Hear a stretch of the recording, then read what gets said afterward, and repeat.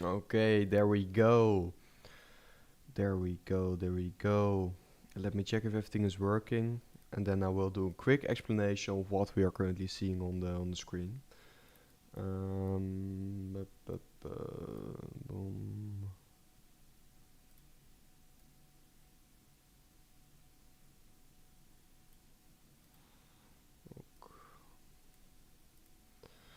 Okay. I will do a quick post on Twitter that I'm live, and then I will be coming to the chat also.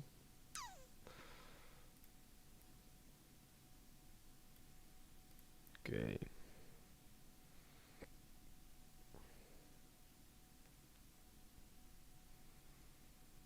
Mm.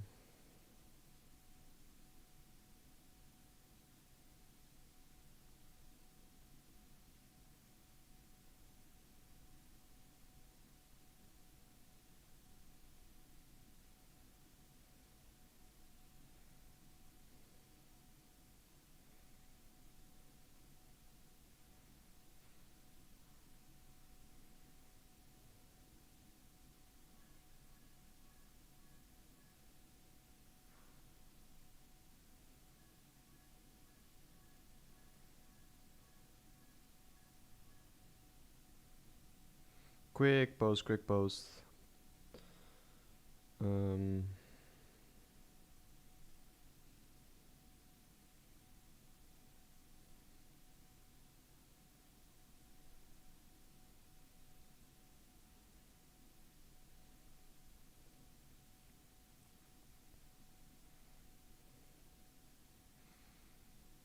mm.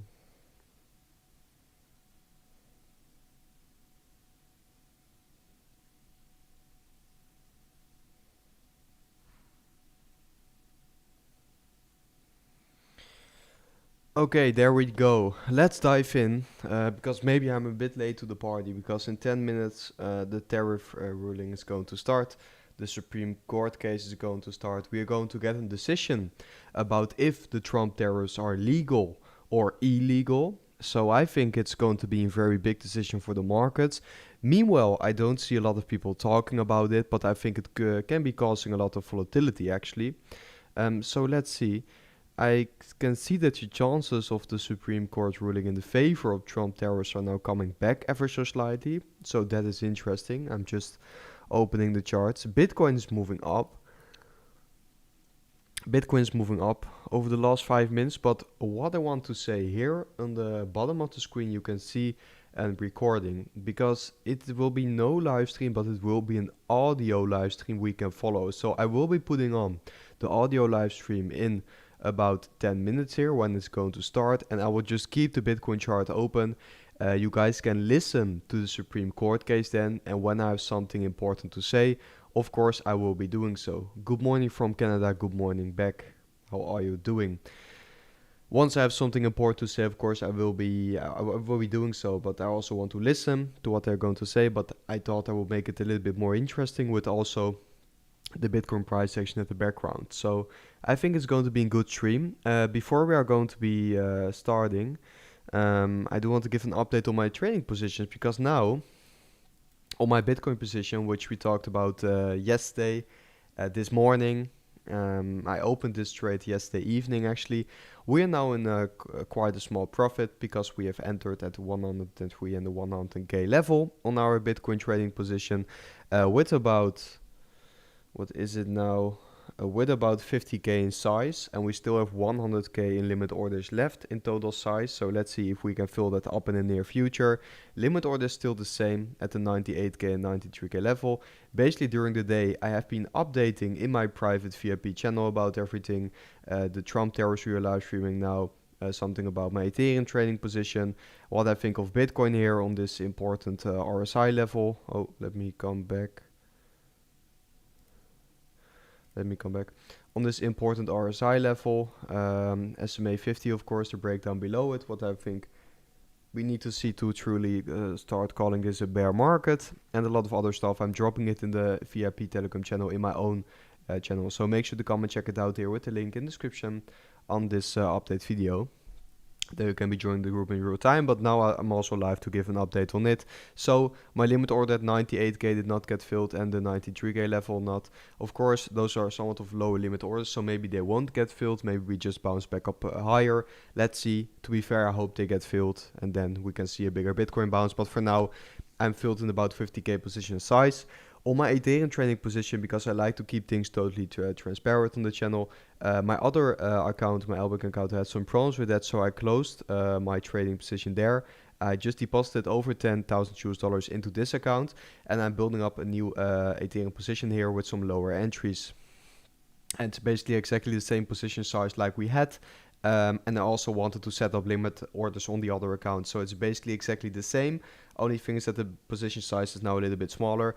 But here you can see my new limit orders for Ethereum. Unfortunately, I'm a little bit too late because I had problems with my account. I could not trade on the account basically because it was not my region. So I had to forcefully close my trades. And now I have a new account where I can be safely trading on. LBank, of course, helped me with that. And now I've opened some new limit orders here on Ethereum also. 3.2, 3.1, 3k and a 2.8k level. So yes, that is how it's currently looking like, and of course I will keep you guys up to date. But now we are on the Ethereum trading position because I also just opened a market order and in a Bitcoin trading position. So it is going to be some fun for the next few days and weeks here. I think we have some action back in the market, so I'm quite excited about that. And I think now the Tariff case is going to be very important for the markets also. Oh, let me check the comments. QT end in 2019 and look at the bull run that followed. It is definitely very disappointing. Oh, what is this?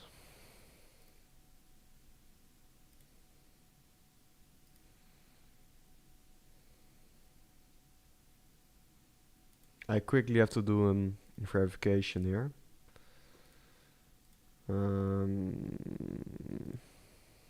This is very annoying.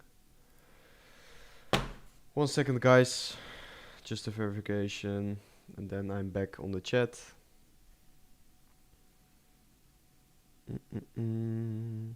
So like stated, I will tune on the audio in about 5 minutes, I think, and then after that,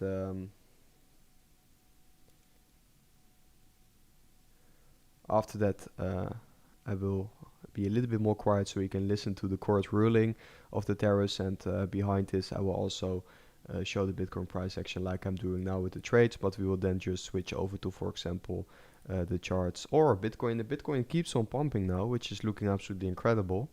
Back to 103k now. So I think the trade is also performing well now. Looks good. Let me zoom in a little bit on the 5-minute charts.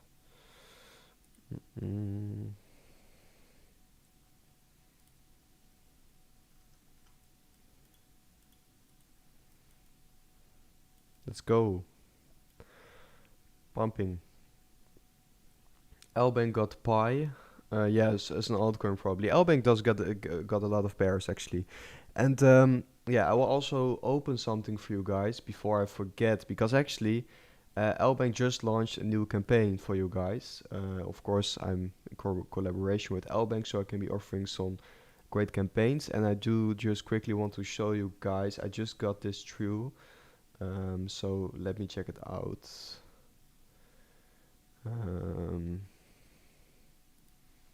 Boom. I don't know if it will open. Yeah, you can't completely see it now because I would need to. Maybe I can do so. New incognito window. I can quickly show it here. Look at that. Look at that. You can now claim a 100% position, a $100 position voucher plus a 50% deposit bonus, plus some other benefits with the loss protection and stuff like that. So make sure to come and check it out, because last time we had this campaign, it was definitely a very good one. It was a very nice one, so make sure to come and check it out if you're getting interested in that. I will put this link in the description under this live stream. If you guys can give me a minute before we are going to be heading into the tariff ruling. I will quickly adjust it for you guys so everyone can be claiming it if you're getting interested in that. Of course, no financial advice, guys. Just look out for yourself. There's always risk involved with trading, but I think it's a nice offer, so that's why I do want to quickly adjust it. And you will also support the channel if you're going to use the affiliate link. So yes, I will now put it in the description. Claim 15% deposit bonus plus.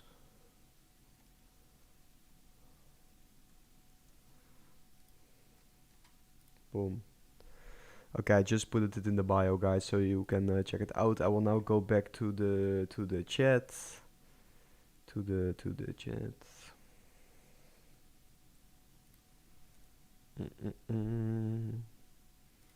Bitcoin doubled. Boom.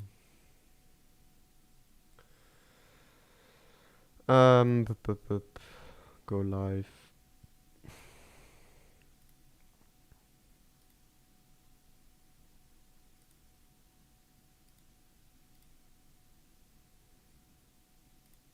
Yes, I'm back now with the chat. Sorry guys, thanks Crypto Ghost for the informative content so far this year, appreciate it. Thank you so much for the kind words. Bitcoin doing well, Pi 2 big candle spotted, we will break resistance. Let's see, we have the retail power. Bro, is the dip over? Look, you can see it at my limit orders. I'm open for another dip to the downside, but I do like the bounce Bitcoin is currently showing us, but it's still very uncertain. Also with now the ruling coming up for the tariffs and a lot of other stuff, US government shutdown. We have so many things in the market which do make it very uncertain, and ending of the 4-year cycle. Ooh, this is coming back ever so slightly, so I would say maybe some news is dropping. Let me check it out.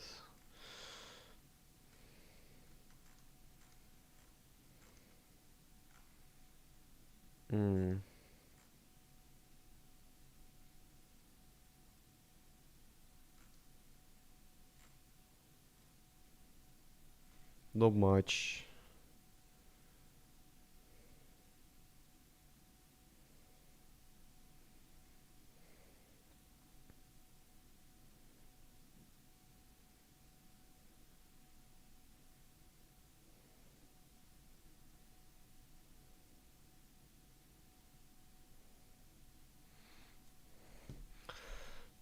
Not much.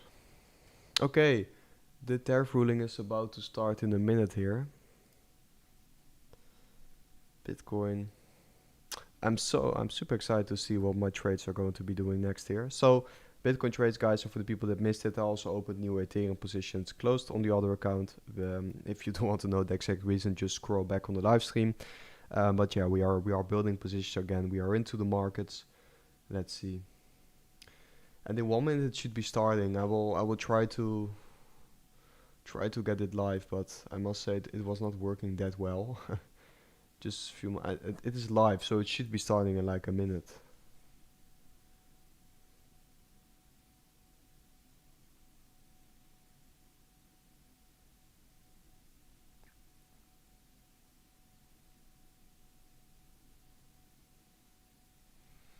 Should be starting in like a minute.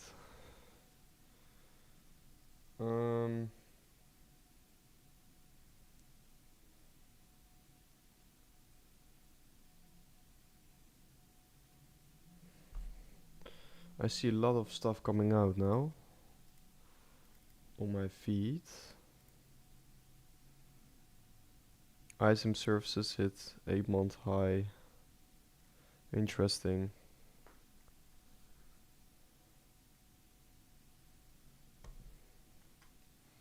Total spot Bitcoin ETF trading volume surpasses 1 billion in the first 30 minutes of trading today. That's crazy. Let's see if when this is going to start. Doesn't seem like it started. I'm listening closely, but I can't hear anything yet.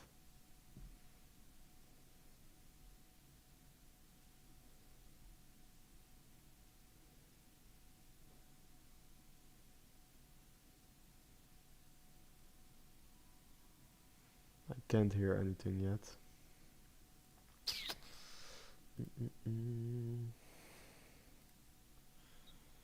Let's just wait for a bit and see Bitcoin coming back down ever so slightly.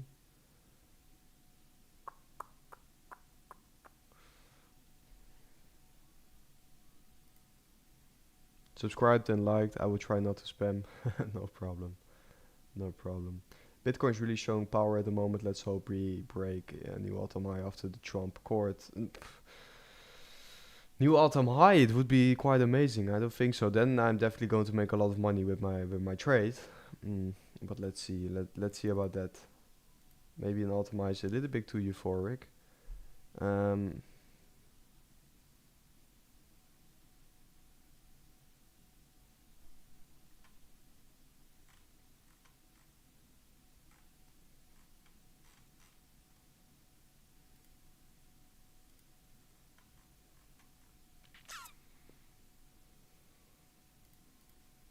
This hasn't started yet.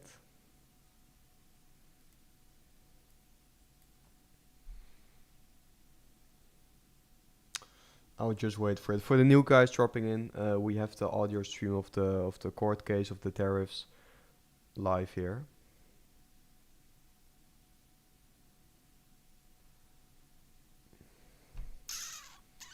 So I would just wait for a bit. I don't have much more to say before it's going to start, and I will keep my eyes on the Bitcoin price here.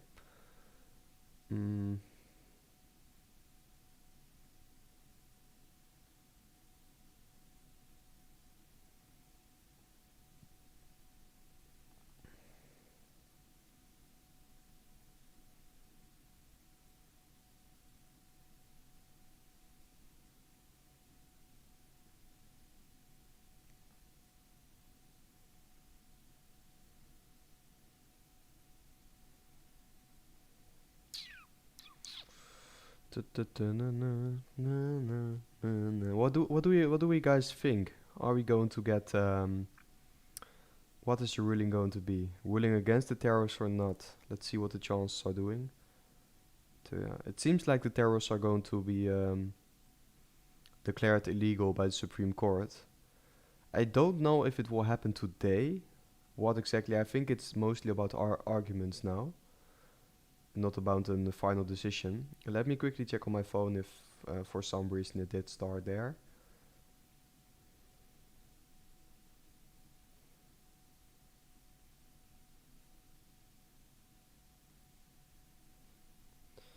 Let me check.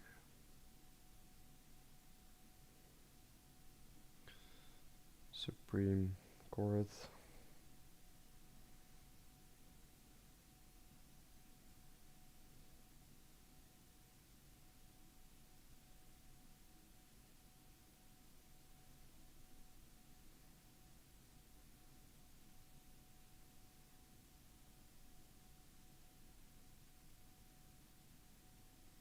No, also my phone not started yet, but it should be starting any moment. But I also I don't see news coming out about it.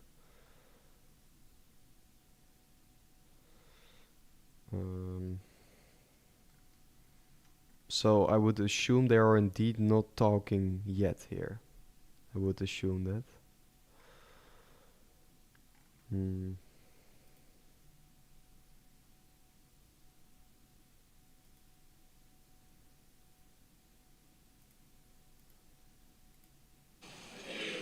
There we go, there we go. We will hear argument this morning in case 24-1287, Okay. Learning Resources I versus Trump. Let me see if I can put it on. I just started. It's have brought us to the brink of an economic and national security catastrophe. He further pronounced that the traffic of fentanyl and other opioids into our country has created a public health crisis, taking hundreds of thousands of American lives. President Trump has declared that these emergencies are country-killing and not sustainable, that they threaten the bedrock of our national and economic security, and that fixing them will make America a strong, financially viable, and respected country again. Due to IEEPA tariffs, President Trump I'm has going to mute negotiated myself agreements now. worth trillions of dollars with major trading partners, including most recently China. Unwinding those agreements, he warns, would expose us to ruthless trade retaliation by far more aggressive countries and drive America from strength to failure with ruinous economic and national security consequences. In Dames and Moore against Regan, this court held that IEEPA's sweeping and unqualified language grants the president's actions the strongest presumption of validity and the widest latitude of judicial interpretation. Yet plaintiffs argue that tariffs, IEEPA's least blunt and most nimble tool, are virtually the only tool that Congress did not grant the president to deal with foreign emergencies. That is wrong.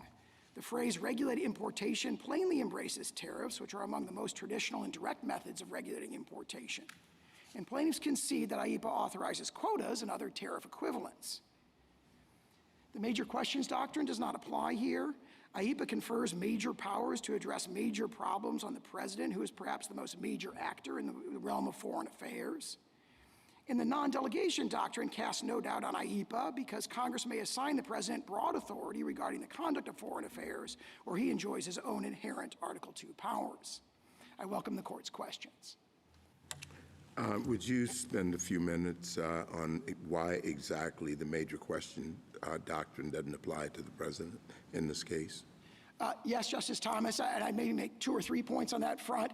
First of all, though the major questions doctrine may apply to the president in other contexts, specifically in the foreign affairs context where he has his own inherent Article II authority, it's a particularly poor fit to apply the major questions doctrine, and that's for at least 2 reasons. First of all, just as a matter of kind of common sense interpretation, one would expect Congress to confer major powers on the president to address major, sort of international crises, so to speak, in foreign arising emergencies, that's just sort of a natural common sense thing you expect Congress to do. And in fact, Justice Jackson in his Youngstown opinion addressed this very situation in pages 652 and 653 when he says, this is the system within this is the procedure within our constitutional system that we have developed to strike the balance.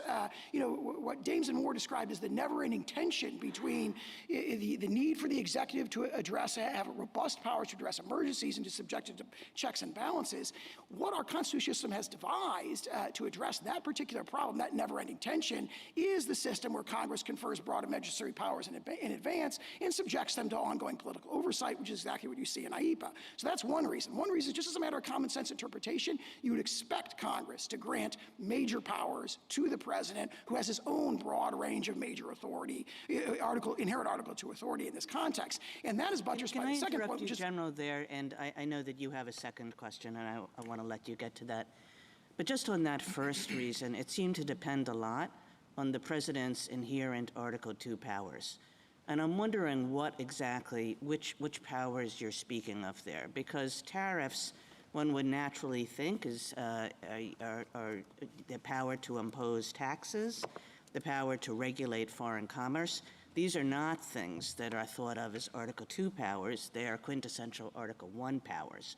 So what kind of Article II powers are you relying on when you gave the answer about major questions to Justice Thomas? I would refer to what the court said, for example, in Egan, Department of Navy against Egan. That's a generally accepted view that the president has broad authority in the foreign affairs realm. Now, there's been debates about exactly how far it goes and how to draw the boundary between the president and Congress, but Egan, Garamendi, other cases, Curtis Wright, the court has recognized the president has broad inherent authority to address foreign situations, foreign affairs, foreign policy, including foreign arising emergencies. Now, we don't contend that he has, at least in peacetime, inherent tariffing authority. What we have here is 2 layers. There's the layer, the bedrock of the president's inherent Article II powers, and layered on top of that is a sweeping delegation of authority from Congress. When you put those 2 things together, Congress is saying you have inherent powers to address international emergencies, and we're conferring on you the tools, including Article I tools, like, for example, the power to regulate foreign commerce. And I want to make a very important distinction here.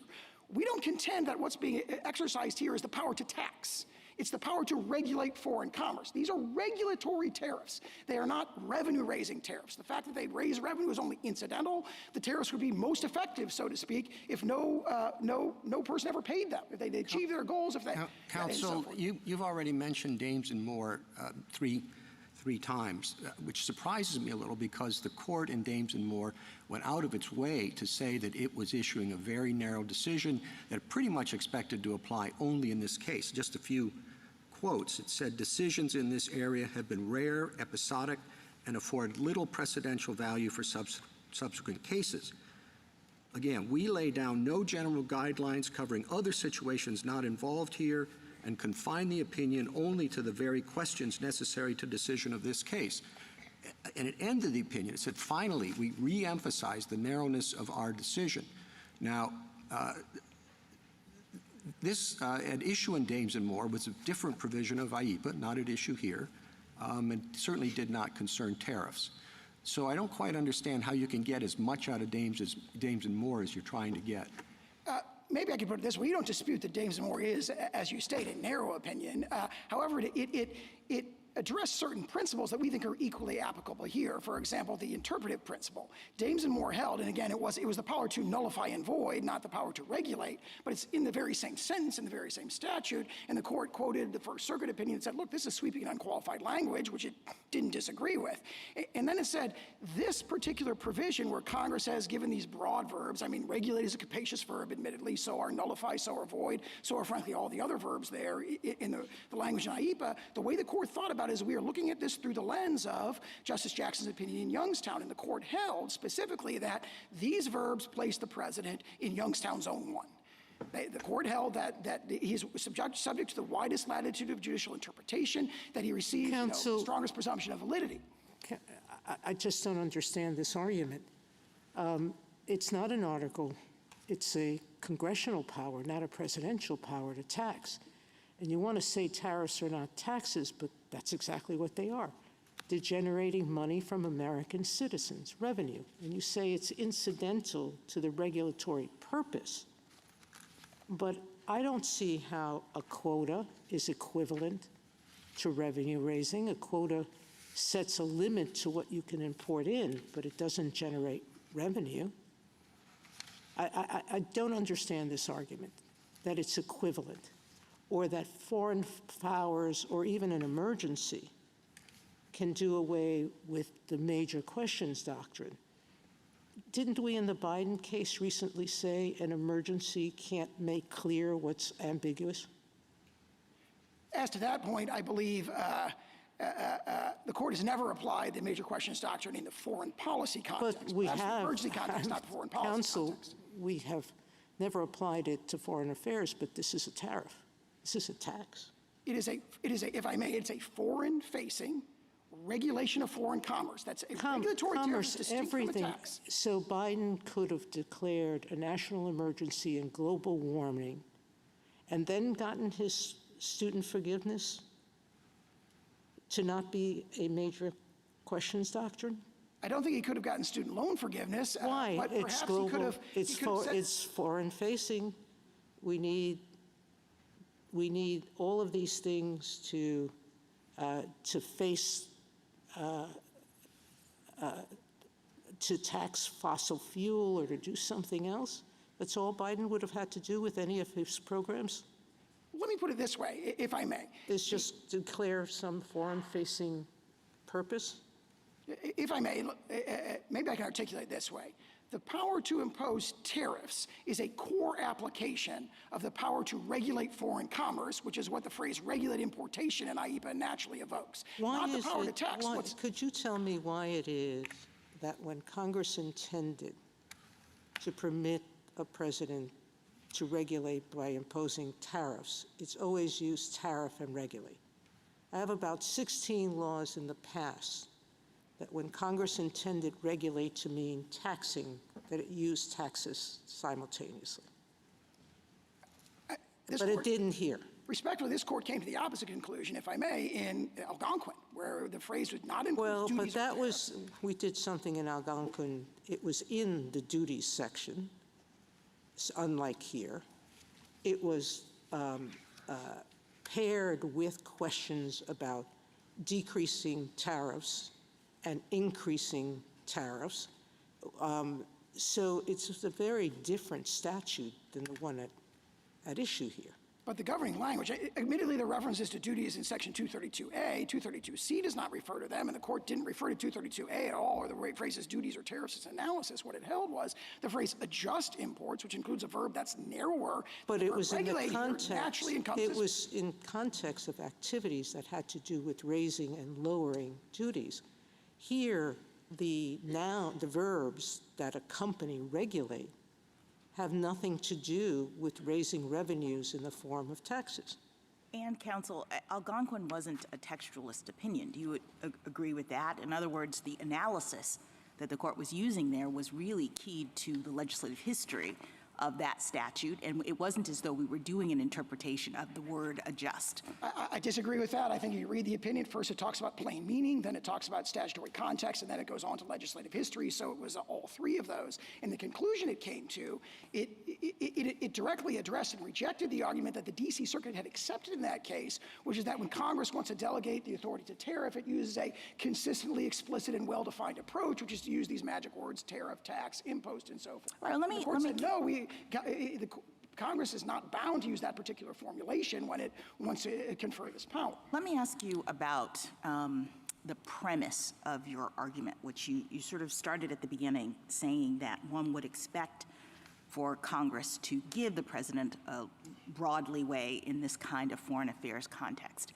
And I guess I'm wondering whether you also don't have to contend with the actual purpose of IEPA in making this argument, because as I understand it, that the IEPA was designed and intended to limit presidential authority, that Congress was concerned about how presidents had been using the authority under the predecessor statute, TWIA, and it's pretty clear that Congress was trying to constrain the emergency powers of the president in IEPA. So it seems a little inconsistent to say that we have to interpret a statute that was designed to constrain presidential authority, consistent with an understanding that Congress wanted the president to have essentially unlimited authority.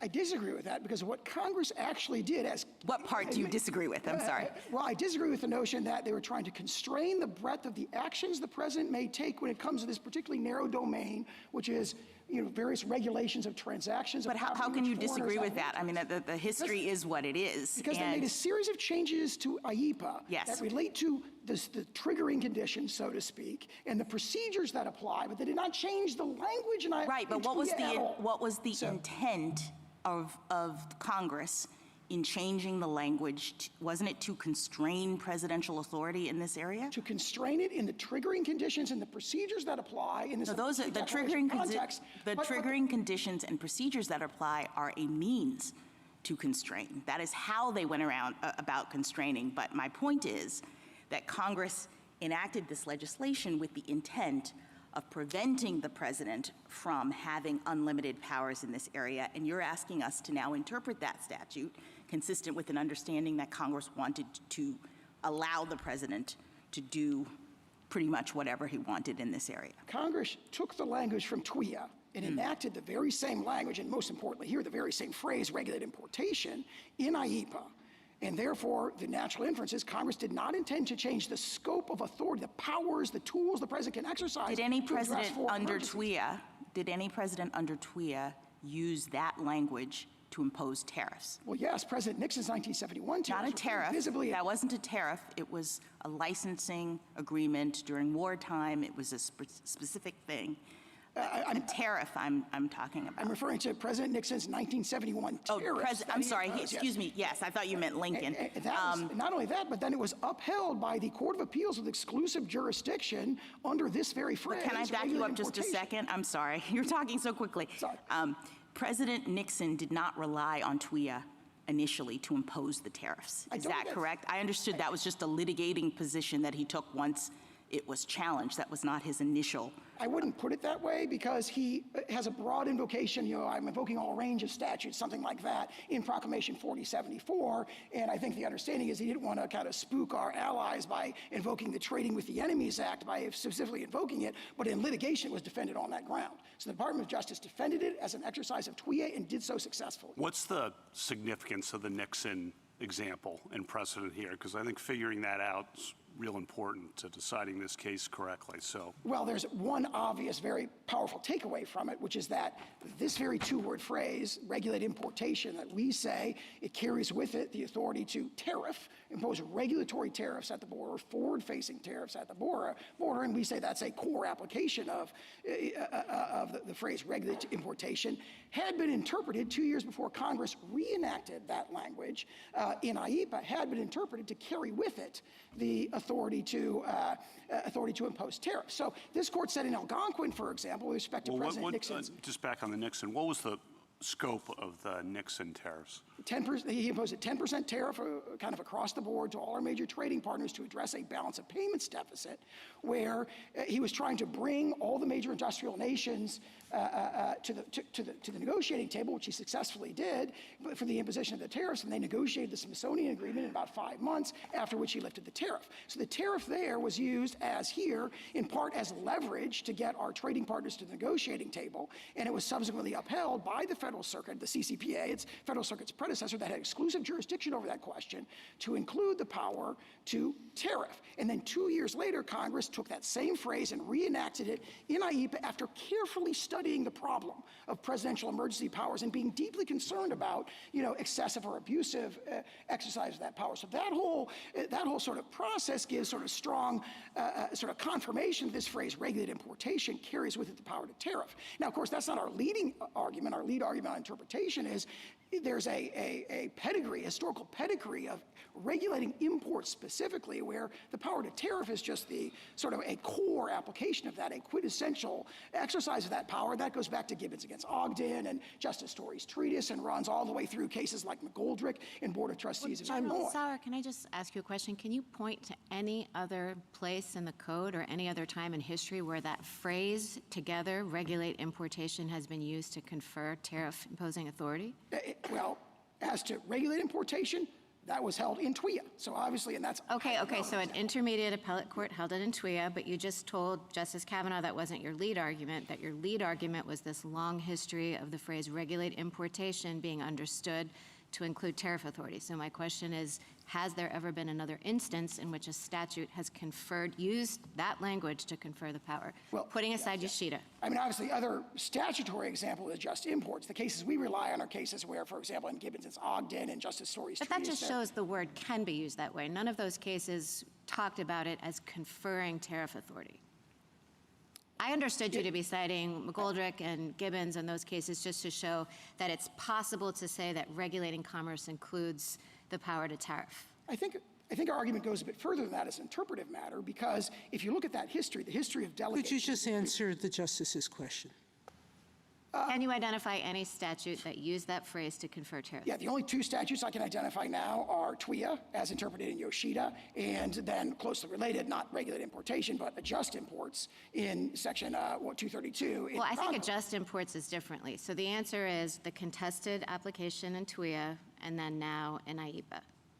And then, of course, I mean, there's a sort of direct line there. Yeah, I understand that, but yes. okay. But then more fundamentally, we rely on the historical sources to show there's this long historical pedigree of broad delegations of the foreign commerce power, not the power to tax that we're not asserting here, delegations of the foreign commerce power to the president, going back to Gibbons against Ogden, all the way through McGoldrick and Board of Trustees, where this court and founding era sources say the power to, in other words, the power to tariff is kind of this natural, as everyone knows, that includes... Just ask you one other question about the plain text, General Sauer. So you've referred to the other verbs in IEPA as capacious. Would you really describe them as capacious? Because to me, things like nullify and void have definite meanings. I agree with you that regulate is a broader term, but those words I think are powerful. They pack a punch, but I wouldn't describe them as capacious in the sense that they have a wide range of meaning. So can you describe what you mean by capacious? Let me put it this way. You look at all 9 verbs together, and you're looking at a spectrum of powers from the most sort of negative, nullify, block, prohibit, void, to the most affirmative, direct, compel, and then also powers in between that are more intermediate, regulate, investigate, and so forth. So the natural common sense inference from that grammatical structure is the intention of Congress to sort of cover the waterfront. Well, possible, General, possible, except Congress did take out a whole bunch of verbs. It took out confiscate, vest, hold, use, administer, liquidate, sell, which were in the prior statute. And crucially, what it doesn't have here is anything that refers to raising revenue. So it has a lot of verbs, it has a lot of actions that can be taken under this statute. It just doesn't have the one you want. Well, I would say the notion that all these other verbs are sort of not revenue raising like block and prohibit, I think that that argument is unconvincing for two reasons. One, of course, is that we're not saying it confers a revenue raising power, we're saying it confers a regulatory power, and that's a crucial distinction. But also— Yes, but if I can just stop you there, regulatory power, I mean, yes, it says regulate, but I'll broaden out Justice Barrett's question. Is there any place that you can find in the entire code where regulate, used just as regulate, includes taxing power? We don't assert that. We say it includes tariffing power when it's combined with importation, and that's just the most natural— Right, because the natural understanding of regulate, even though in fact we can regulate through taxes, but when the code uses regulate, we don't typically understand it to refer to duties or taxes or tariffs or anything of the kind. And then if you look at the flip side of this, and you look at all the tariff statutes that Congress has passed, I mean, they use language about revenue raising, tariffs and duties and taxes. All the language that does not appear in the statute you rely on. Start with the sort of grammatical structure of the statute, then refer to the other statutes. Regulate importation. You put those two words in combination. That's the inference from that is, the founders discussed with this sort of like, as everyone knows attitude. Regulate importation, one of the most natural applications of that is the power to tariff. So when Congress confers the power to regulate imports, it is naturally conferring the power to tariff, which it has delegated to the executive branch, again and again and again. I'm sorry, counsel. It doesn't say regulate tariffs. It says regulate importations and exportations. You agree that they can't put taxes on exportations from the states. Yeah, we agree with that, yes. All right. So why should we think that it's natural then to think that regulate importation includes taxing importations? Because that is how— It's in the conjunctive, importations and exportations. If they can't do it with respect to exportations, why are we permitting them to do it with respect to importations? Because as this court has recognized, going back to Gibbons against Ogden and going through McGoldrick and Board of Trustees, the phrase, when you're regulating imports, tariffing is a core application of that. So in other words, if you're saying go regulate trading in securities, that doesn't come with a tariffing connotation. Why is it that Congress has always used regulate and tax together in the code? Are you telling us that with respect to its use of regulate in other statutes, the taxing reference is superfluous? They didn't need to do that? I'm not sure what other statutes use regulate and tax together, but this statute has a specific historical pedigree going back to its enactment during World War I in 1917, where the phrase regulate importation is evoking an inherent power to tariff that became established in the 19th century in cases like Hamilton against Dillon and so forth, and that history is, I think, set forth in Professor Baumsei's amicus brief. Counsel, some time ago you dismissed the applicability of the major questions doctrine, and I want you to explain that a little bit more. I mean, it seems that it might be directly applicable. You have a claim source, an IEPA, that had never before been used to justify tariffs. No one has argued that it does until this particular case.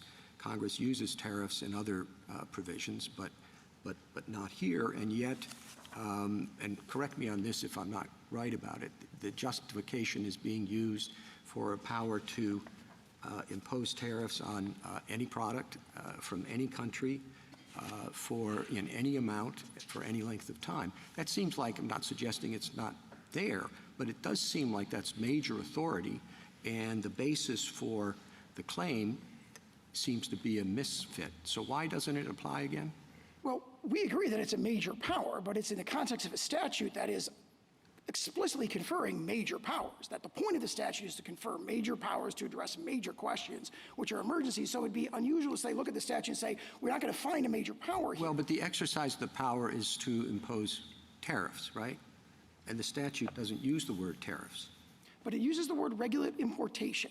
And historically, a core central application of that, a big piece of that, has always been to tariff. If you had asked the founders, how do you regulate imports? They would say, of course, we tariff. That's what we do. So it'd be very unusual to say, we're giving you power to regulate importation, and say, but you cannot impose regulatory tariffs. That'd be almost a contradiction. And all the historical sources we cite in our brief, relate to that particular historical pedigree. And as I was referring to earlier, there's a specific pedigree of regulated importation here in the specific context of the Presidents Polk and Lincoln and President McKinley asserting the authority to impose tariffs in wartime. That was then codified in TWIA and then recodified for peacetime in TWIA in 1933 and then carried over into IEPA. So there's that as well. But more importantly, if you look at the sort of triggering conditions that members of this court have identified for the major questions doctrine, there's a series of them, and we think they really do, all of them don't apply here. For example, the notion that the power is unheralded. You referred to the fact that IEPA has never been asserted to invoke tariffs, but of course, the immediately predecessor statute, the tariffs that President Nixon imposed on that were upheld under this very language. So this, I would say this is, and it was recodified in IEPA 2 years later. So this is kind of the opposite of unheralded power. It's also heralded because there's this long-standing delegation, a tradition of very broad delegations of the foreign commerce power going back to the founding, going back to the foreign commerce part, but I mean, and I think this is a question for the other side as well. It's two-facing. Yes, of course, tariffs and dealings with foreign powers, but the vehicle is imposition of taxes on Americans, and that has always been the core power of Congress. So to have the president's foreign affairs power trump that basic power for Congress seems to me to kind of at least neutralize between the two powers, the executive power and the legislative power. Let me say two things in response to that. First, the notion that the taxes are all borne by Americans and are not borne by foreign producers whose goods are imported is empirically, there's no basis for that in the record. It's actually a mixed. Well, who pays the tariffs? If a tariff is imposed on automobiles, who pays them? Typically there'd be regardless of who the importer of record is, there'd be a contract that would go along the sort of line of transfer that would allocate the tariff, and there'd be different, sometimes the foreign producer would pay them, sometimes the importer would bear the cost. The importer could be an American, could be a foreign company. A lot of times it's a wholly owned American subsidiary of a foreign corporation. So it gets allocated. The empirical estimates range from like 30% to 80% of like how much is borne by American it's citizens. been suggested that the tariffs are responsible for significant reduction in our deficit.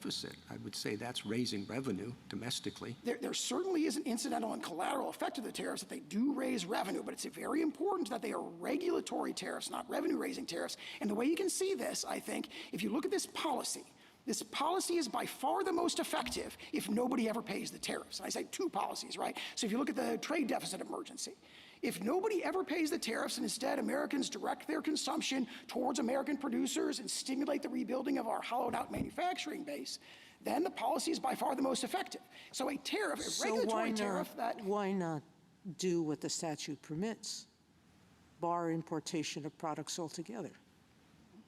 That would be the most effective way to do it. The question you follow the statute. The statute says the president can do that.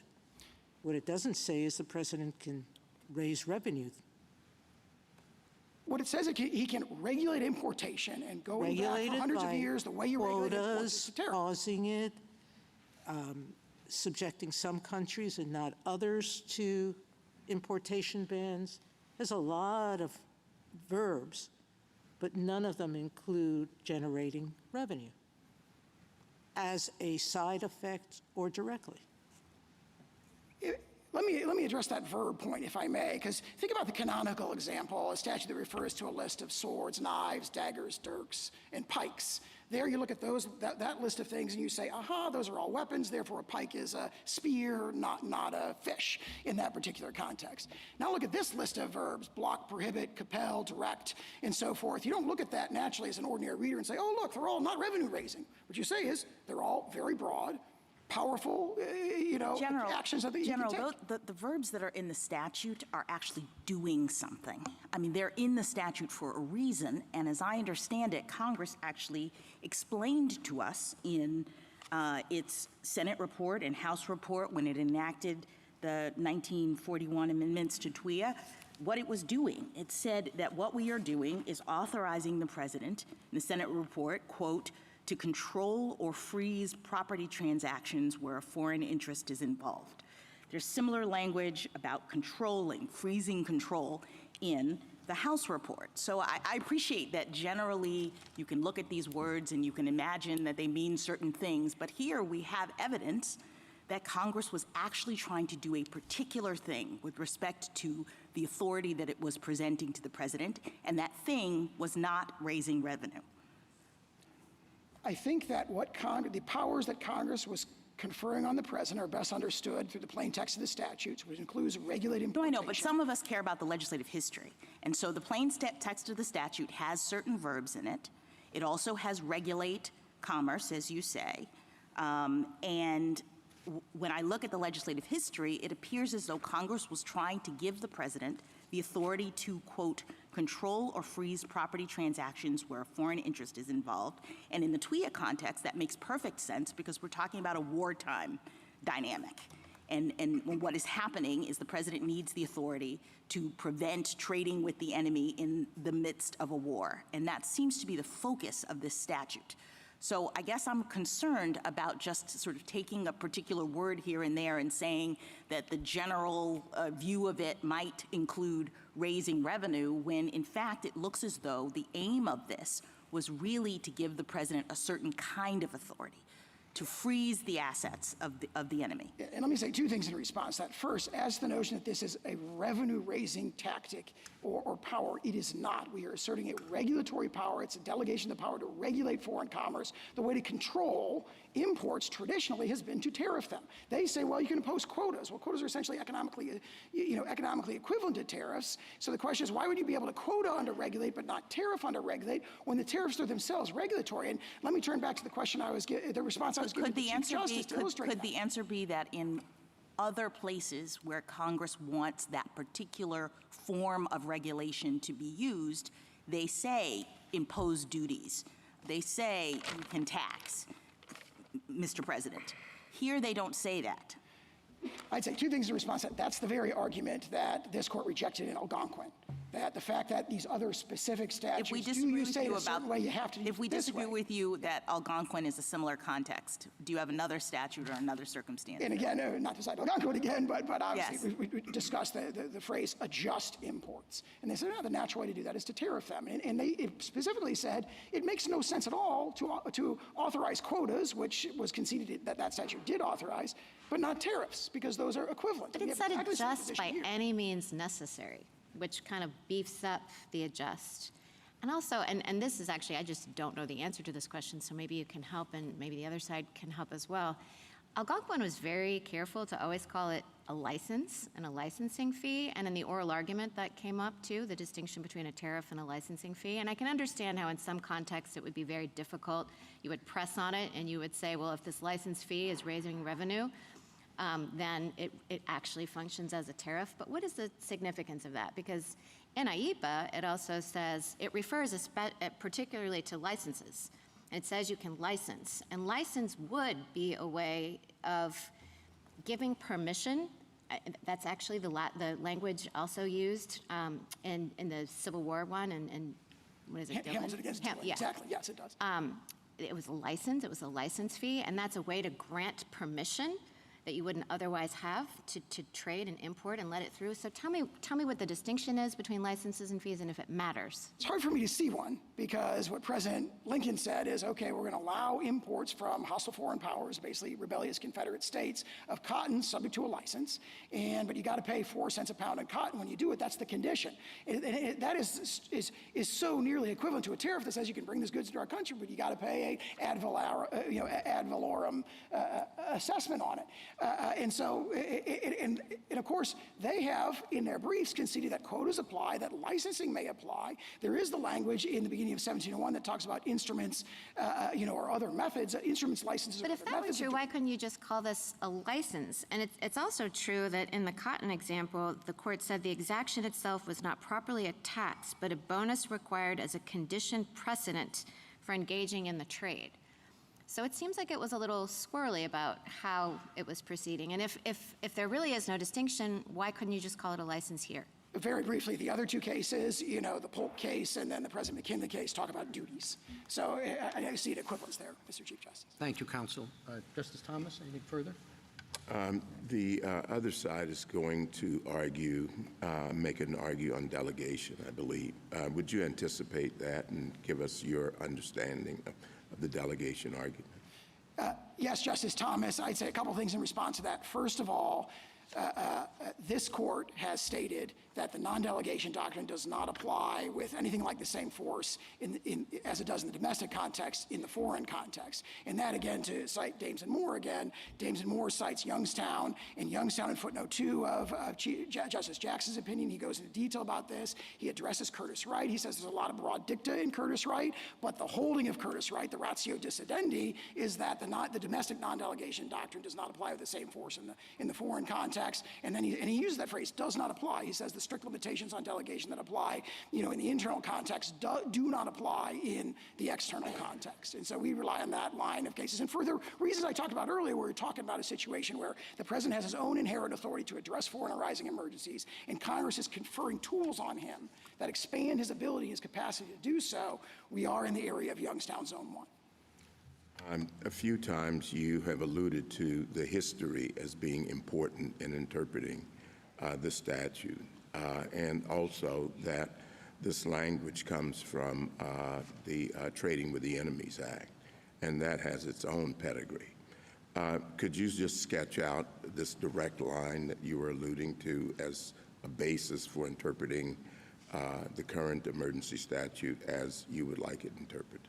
Yes, Justice Thomas, and turning back to the response I was giving to Justice Barrett earlier, there is, I think it's very well set out in Professor Baumsei's amicus brief, there is this history of presidents using a tariffing power or a tariff equivalent power, very, very close to tariffing power, in wartime to tariff trading with enemies. And that is when the Trading with the Enemy Act was enacted in 1917, it was deliberately evoking that. And when it brings in the power to regulate importation, it's essentially codifying for an inherent power the president's already recognized to have. And then in 1933, when that power is expanded to an area where he wouldn't inherently have it, the peacetime context, that codification, the meaning of that remains the same. The regulate importation language that's brought in from TWIA and then ultimately to IEPA in 1977 is carrying with it that connotation, and that's reinforced by all the cases we've cited in our brief where there's been extremely broad delegations of the power to tariff specifically and the power to regulate foreign commerce more generally, going back to the time of the founding, which ties to your question about non-delegation.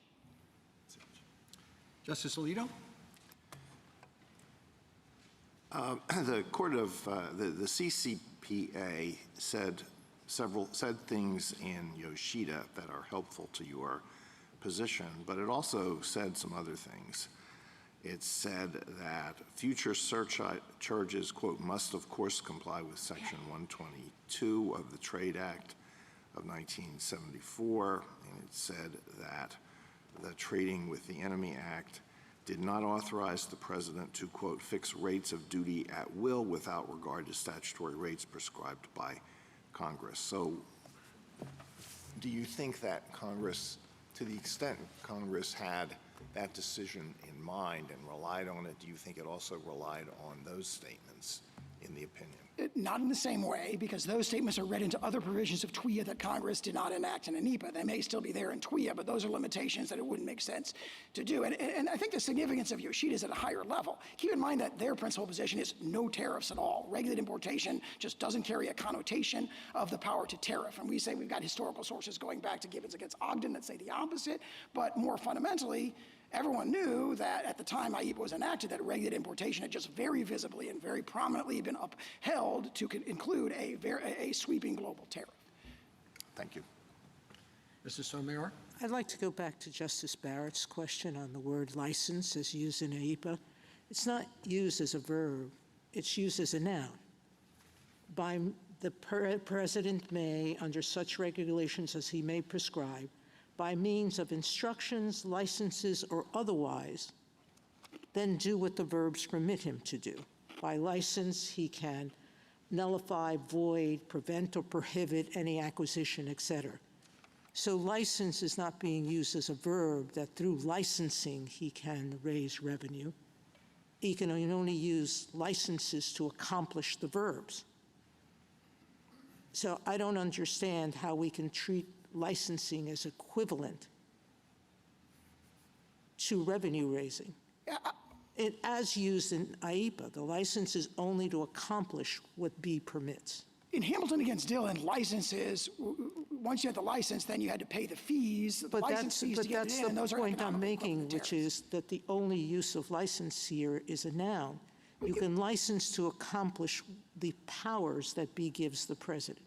Let me be clear, we rely on the phrase regulate importation. We're not saying that Exactly. executive You're orders not are relying on licenses. licenses for that reason. No, I only cite that language, that introductory language about, instruments, licenses, That or you can't otherwise, rely on as revenue. another layer of breadth in this particular Counsel, would you listen to my question? You're not relying on license for the reason I just said, because it is a noun, not the verb.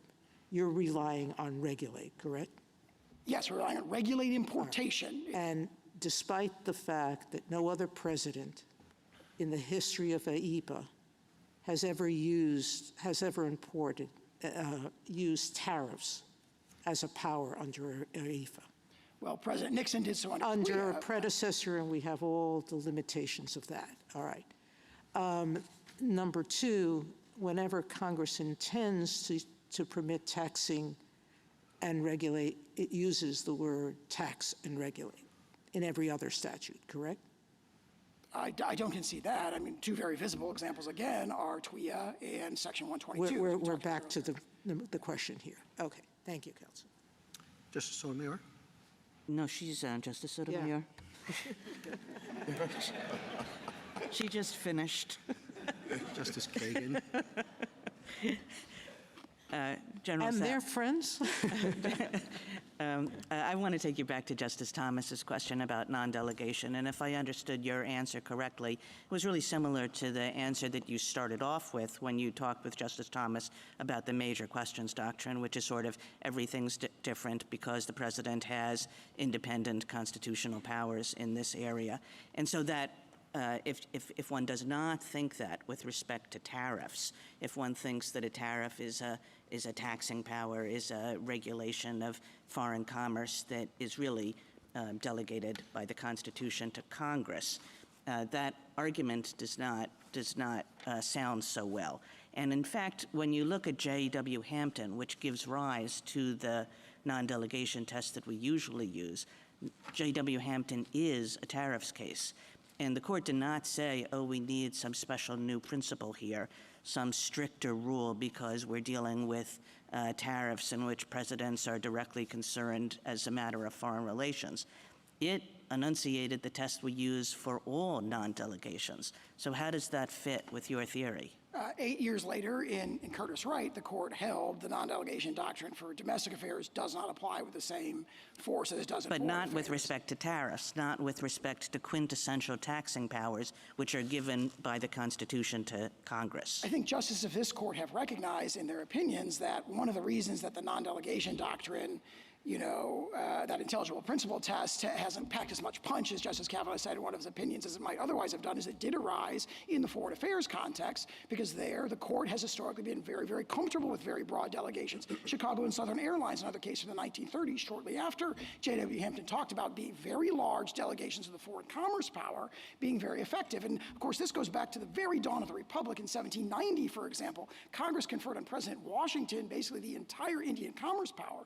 It said, go, get licenses, right, to do commerce with the Indians, and they'll be subject to whatever rules and regulations President Washington can make. So I do think there's a profound consistency between the announcement of the intelligible principle test in J.W. Hampton and then the subsequent recognition by this court in Curtis Wright that the non-delegation doctrine doesn't apply to the same force in this context. In consumers research just last year, we had a tax before us, and the question was this a delegation issue?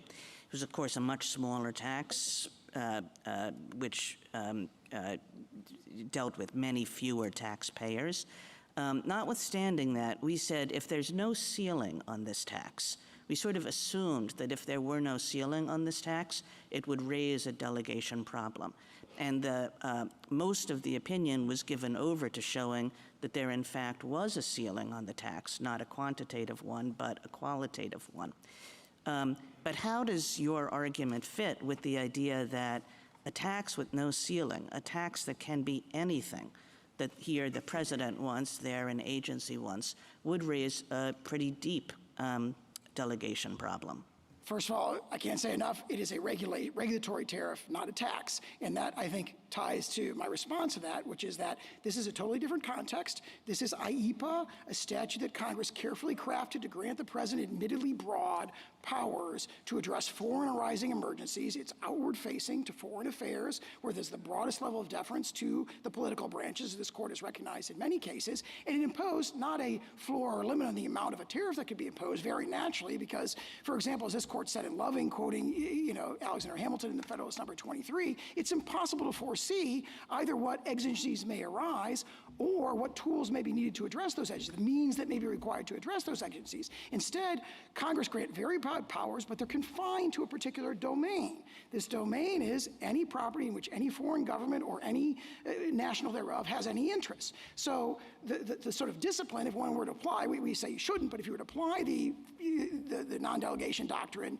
the domestic-facing non-delegation doctrine in this context, there's a significant limitation there. Yeah, where so you have my last question really does have to do with that point, which is how or whether this is confined. Because if you look at Title 19, which is loaded with tariffs and duties of various kinds, all of them have real constraints on them. They are, you can't go over X percent, or it can't last more than 1 year. And of course, the way you interpret this statute, it has none of those constraints. And the question arises why it is that any president ever would look to the tariffs in Title 19 if sub silentio, if you will, this statute gives the president the opportunity to blow past those limits. This statute has its own constraints. They are constraints that are appropriate for the context, which is internationally arising emergencies. They are carefully crafted by Congress to address that, and they are admittedly different. They're in Section 1701. The president has to make a formal declaration of a national emergency, which subjects him to particularly intensive oversight by Congress, natural lapsing, repeated review, reports, and so forth. It says you have to consult with Congress to the maximum extent you possible. yourself think that the declaration of emergency is unreviewable. And even if it's not unreviewable, it's of course the kind of determination that this court would grant considerable deference to the president on. So that doesn't seem like much of a constraint. But it is. And in fact, we've had cases recently which deals with the president's emergency powers, and it turns out we're in emergencies everything all the time about like half the world. Well, this particular emergency is particularly existential, as Executive Order 14257 says, and of course, no one disputes the existential nature of the fentanyl crisis, which, we had an agreement last week to create progress on, which illustrates the effectiveness of the terrorist tool here. But the point I would make in response to that is, those are, even if there's limited judicial review, which is very natural in the foreign affairs context, this court has always granted the president the presumption that he's acting in good faith. There are real hurdles there, very significant. It's got to be an unusual, extraordinary threat that arises in whole or substantial part outside the United States, so it's entirely foreign-facing into the national security, economy, or foreign policy of the United States. So there are those. Then there's 1701B, which talks about how it can be used for this and for no other purpose. Then there are limitations in Section 1702B. Then there is the limitations that I was referring to earlier about what he can actually do. He can do a heck of a lot, but only when he's dealing with property in which foreigners have an interest, and that's a pretty narrow domain. That's quite a silo, so to speak. And then, of course, overarching it all, there's congressional oversight, and you may say congressional oversight may not have much bite, but Congress didn't think so. Congress crafted this compromise. It balanced the never-ending tension. When it drafted AEPA, it had its eyes open. As the dissent below says, its eyes open looking at the problem of sweeping emergency powers for an executive who may use them in a way that's excessive versus the need to address unforeseeable Thank you, General. Justice Gorsuch. General, just a few questions following up on the major questions discussions you've had. You say that we shouldn't be so concerned in the area of foreign affairs because of the president's inherent powers. That's the gist of it, as I understand it, why we should disregard both major questions and non-delegation. So could Congress delegate to the president the power to regulate commerce with foreign nations as he sees fit? To lay and collect duties as he sees fit?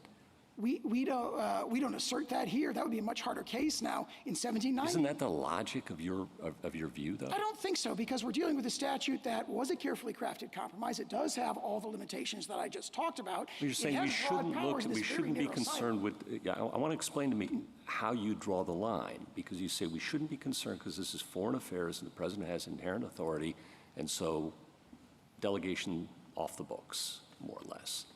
And if that's true, what would prohibit Congress from just abdicating all responsibility to regulate foreign commerce, for that matter, declare war, to the president?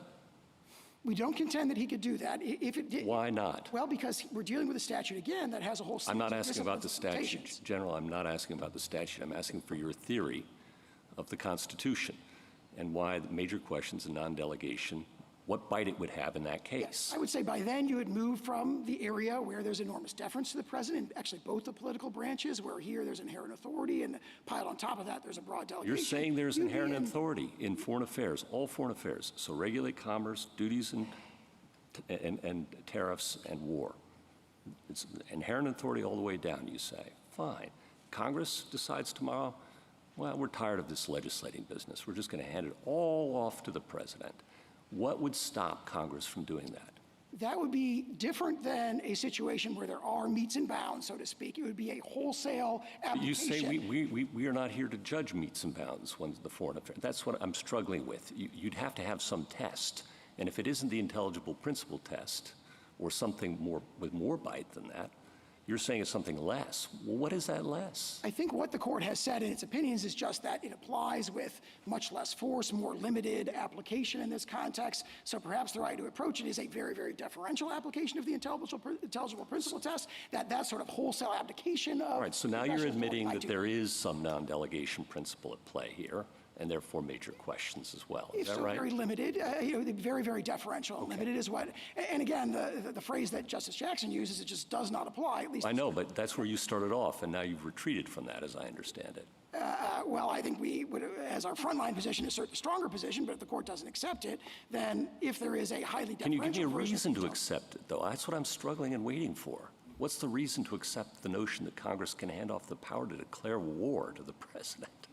Well, we don't contend that. Again, that would well, be... you do. You say it's unreviewable. There's no manageable standard, nothing to be done. And now you're, I think you, tell me if I'm wrong. You backed off that position. Maybe that's fair to say. Okay, because all right. That would be, I think, an abdication. That would really be an abdication, not a delegation. I'm delighted to hear that, you know. Okay. All right, and then I wanted to return to something Justice Sotomayor asked under this statute, okay? So now we're in the statute. It's a major question, though. Could the president impose a 50% tariff on gas-powered cars and auto parts to deal with the unusual and extraordinary threat from abroad of climate change? It's very likely that could be done. That's very likely. I think that has to be the logic of your view. Yeah, in other words, obviously this administration would say that's a hoax, it's not a real crisis, but... I'm sure you would. Yes, but that would be a question for Congress under our interpretation, not for the courts. All right. And then on this inherent authority idea, I understand the president's inherent authority in wartime, and a lot of your examples of regulating commerce, and maybe your best one, Hamilton, during the Civil War, they occurred during wartime when the president's commander-in-chief power is clearly in play. Does the president have inherent authority over tariffs in peacetime? No, we do not contend that. Okay. And in fact, I'd cite, if I may, I'd point the court to two cases. They're Loving against United States and then Masery that's cited in Loving. Those are situations, for example, Loving against United States, the president had broad Article II inherent authority. There it was the commander-in-chief power. But this court held he does not have inherent authority to do the power that was delegated to him, right, which is the power to, identify aggravators that make you eligible for the death penalty in court-martial trials.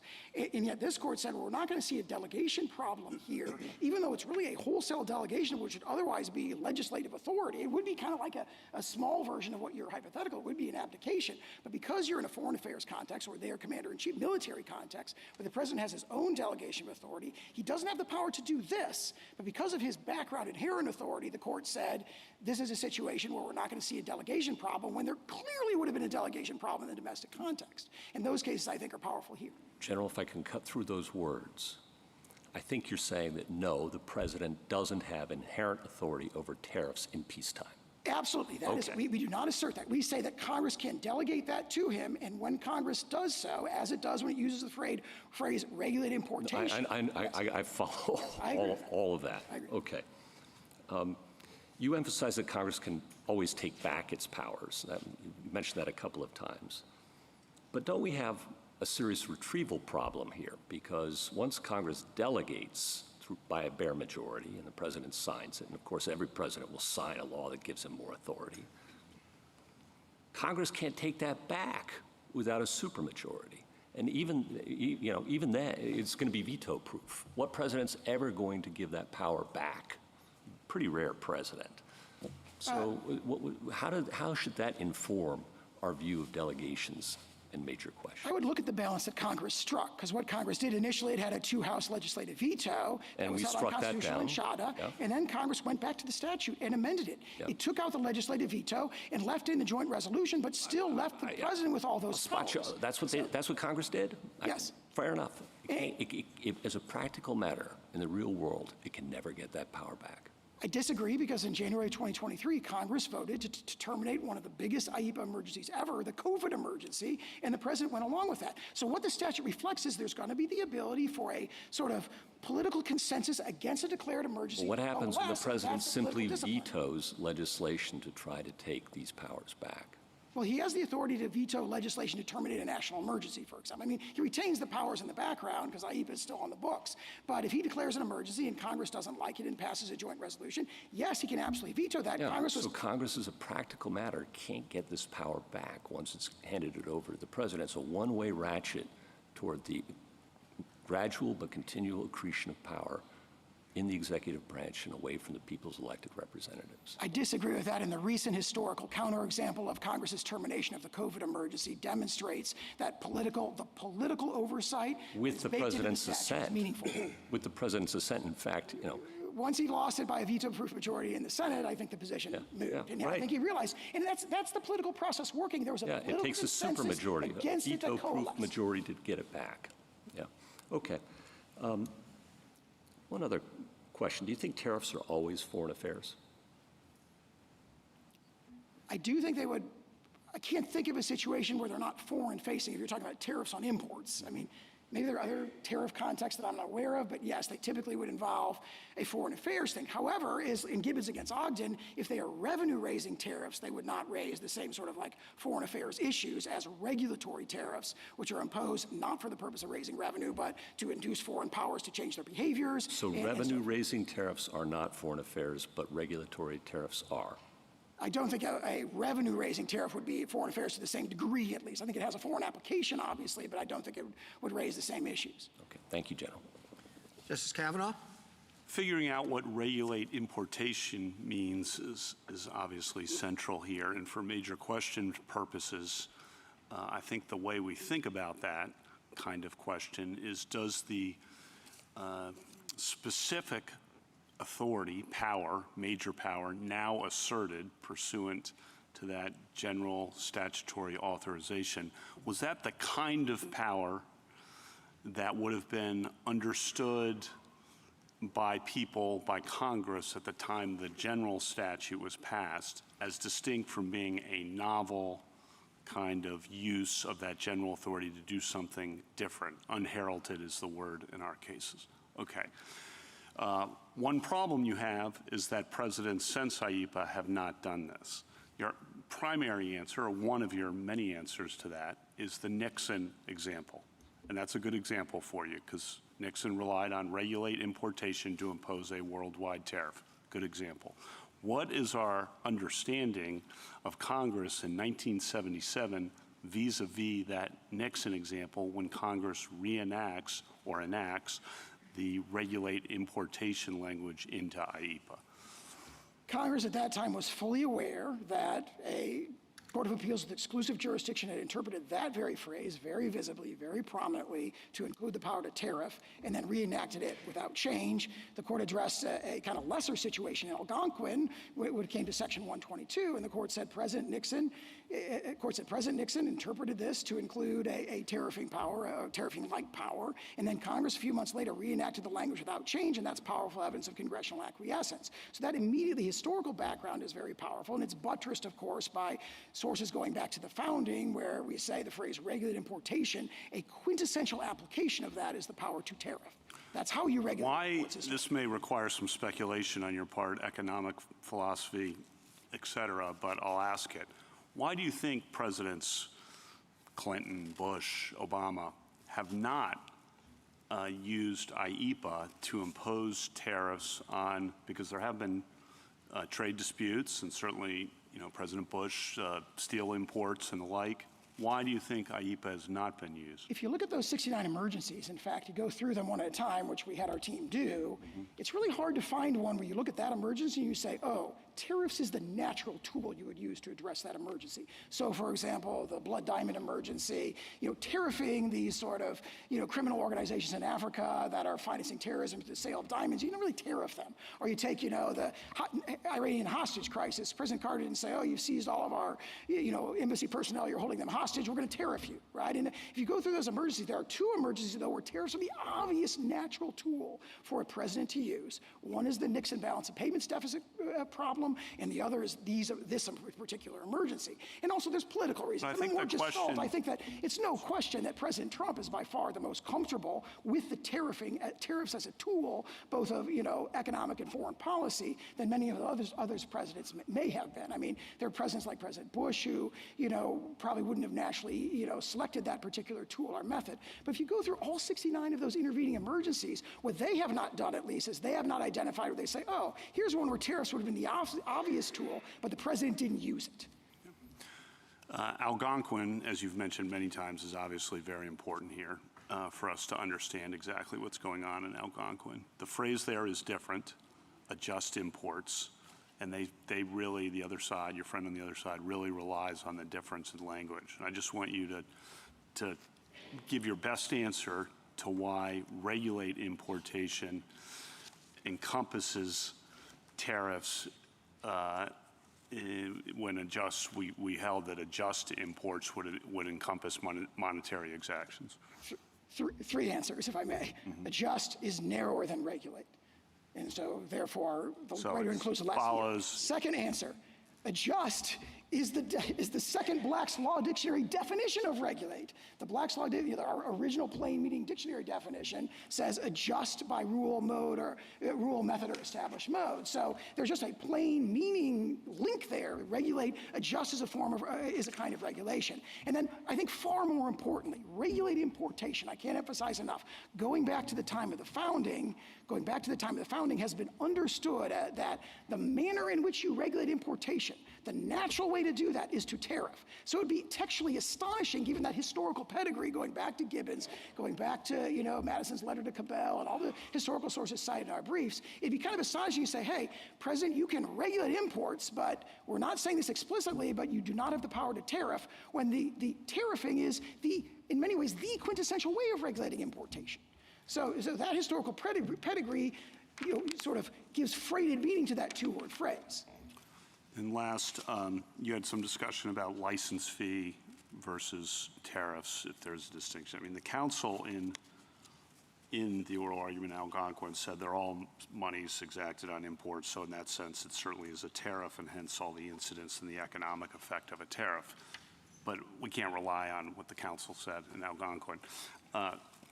Isn't there a difference of sorts, at least, between a tariff and a license fee? You answered this, I think, briefly before, but I want to make sure, because I think this could be an important point, because I want to know Algonquin to decide this case. So give your best shot on that. I agree that there is maybe there's a formal distinction.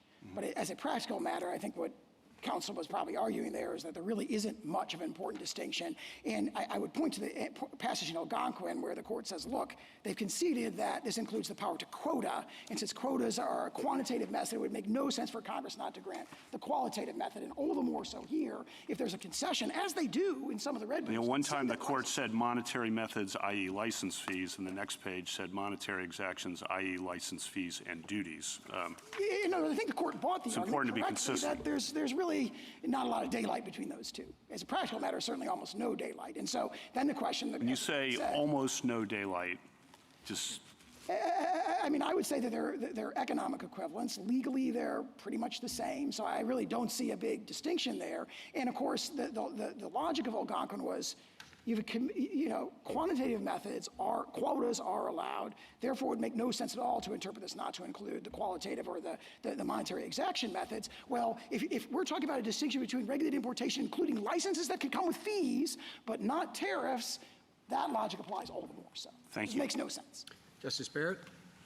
Well, I think in Algonquin, there was a formal distinction that mattered because at that oral argument, counsel pointed out that the uniformity clause would kick in and the constitutional uniformity requirement would apply to tariffs if it was that way, and speculated that the reason that the government may have set it up as a licensing scheme with licensing fees was to avoid that. So I do think there are some distinctions, but keeping that in mind, if you say that there really is, as a practical matter, no difference, this is kind of what I'm hung up on license that maybe you can help.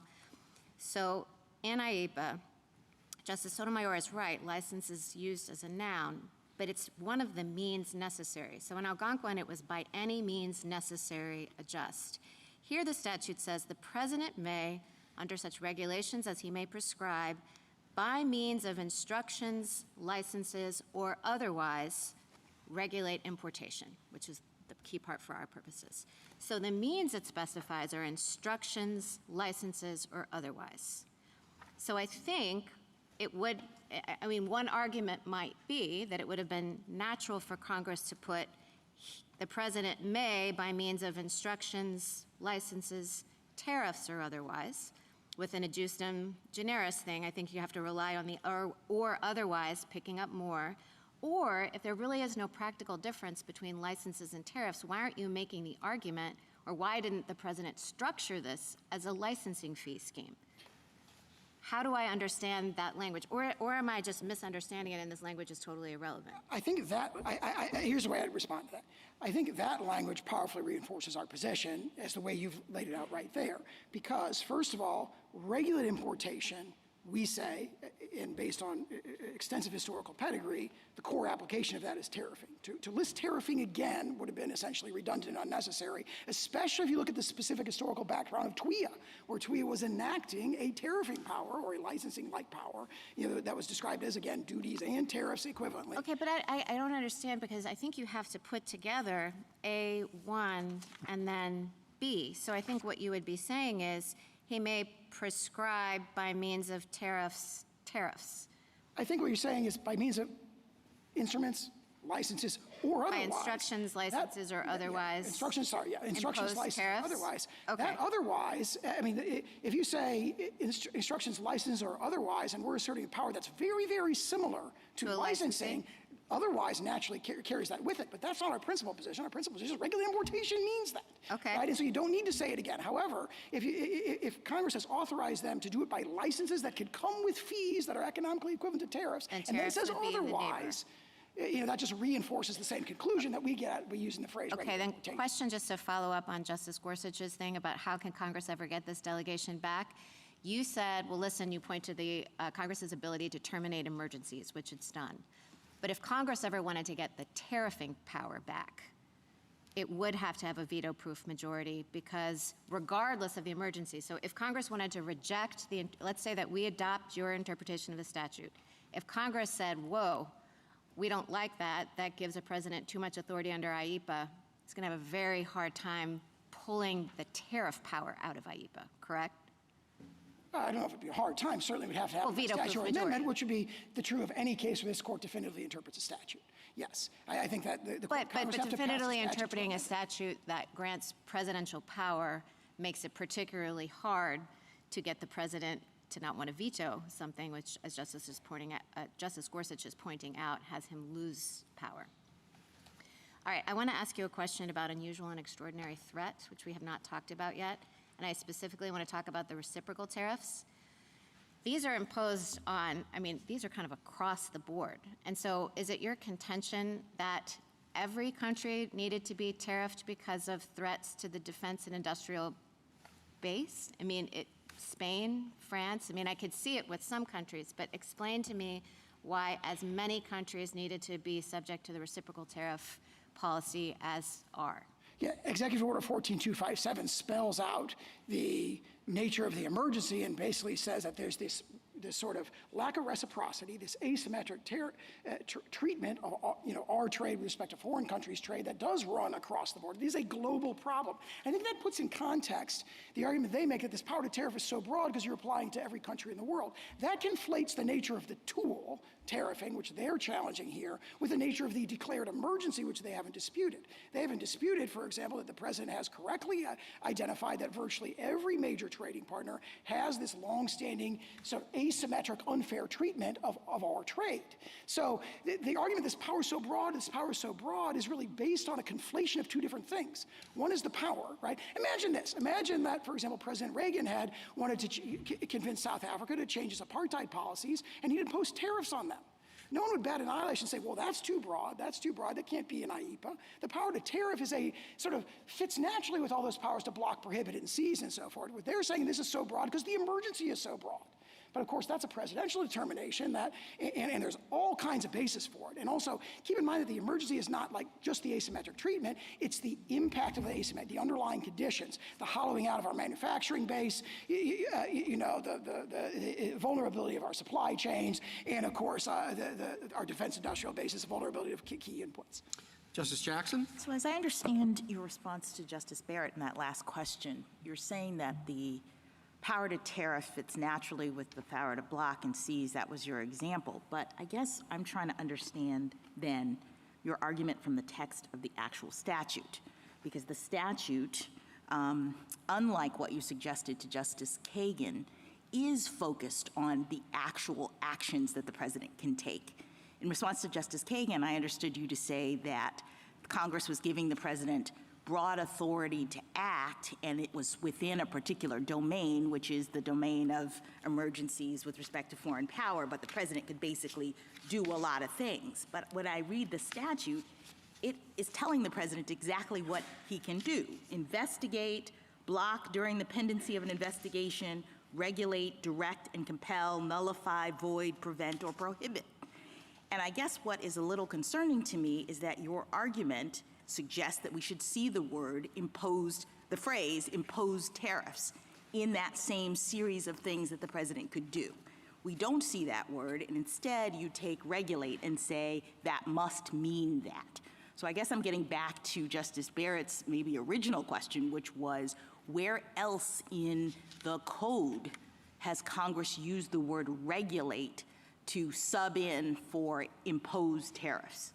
TWIA, and then this court's opinions, of course, have used regulate and import, or have pointed out that duties are the natural way to regulate foreign commerce. But you're saying we should not have expected to see the same level of granularity with respect to the president's authority to impose tariffs as we see here: investigate, block, direct and compel, nullify, et cetera. I think it would be very unusual for Congress to spell out all the ways that you can regulate in that statute. So regulate becomes a big catch-all. The rest of the other things. Well, we have a concession of that from the other side, that regulate at least includes qualitative methods, quantitative methods, quotas, licenses. They've conceived that regulate, there's a lot in regulate that's not spelled out there. And our point is, you don't need to spell out tariffs, because that's, like, of all of them, the most natural, the most quintessential method of regulating imports. And yet, many presidents have not used regulate in this way to impose tariffs. I understand you point to President Nixon. We have licenses from Lincoln, but no one else. Justice Kavanaugh, presidents who are faced with international crises to which tariffing is the natural response, that's President Nixon and President Trump, have invoked this authority. And also, frankly, President Trump invoked this authority in May of 2019 as well. Can I ask you one question? It's more historically attested than they can see. Let me just ask one more question about unusual threat. So in your conversation with Justice Gorsuch, that we had the climate change tariff hypo, and you indicated that there would be challengers to the notion that that was an unusual and extraordinary threat. And I'm just wondering, under your position, would they be able to make a legal challenge? Are you saying the court would not be able to review? On that particular hypothetical, I think I said that'd be a question for Congress. So not a Yeah, I don't, in other words, that wouldn't be the sort of thing that courts would want to wade into. Is this really an emergency? You know, that would not be probably very unlikely. That'd be a situation where at least there'd be very, very, very deferential judicial review of that kind of determination. No, I'm asking you, dispute, right, those are two different things. Is there no judicial review or is there deferential? Our frontline, I mean, Trump against Hawaii, our frontline position is that it falls within Dalton against Specter. It's committed to the president's discretion when he makes his determination of a national emergency. But the court doesn't have to decide that because whatever review is very, very deferential. It's easily satisfied here. Thank you. Thank you, counsel.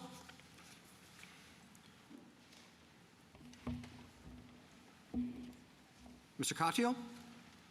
Thank you, Mr. Chief Justice, and may it please the court. Tariffs are taxes. They take dollars from Americans' pockets and deposit them in the U.S. Treasury. Our founders gave that taxing power to Congress alone. Yet here, the president bypassed Congress and imposed one of the largest tax increases in our lifetimes. Many doctrines explain why this is illegal, like the presumption that Congress speaks clearly when it imposes taxes and duties, and the major questions doctrine. But it comes down to common sense.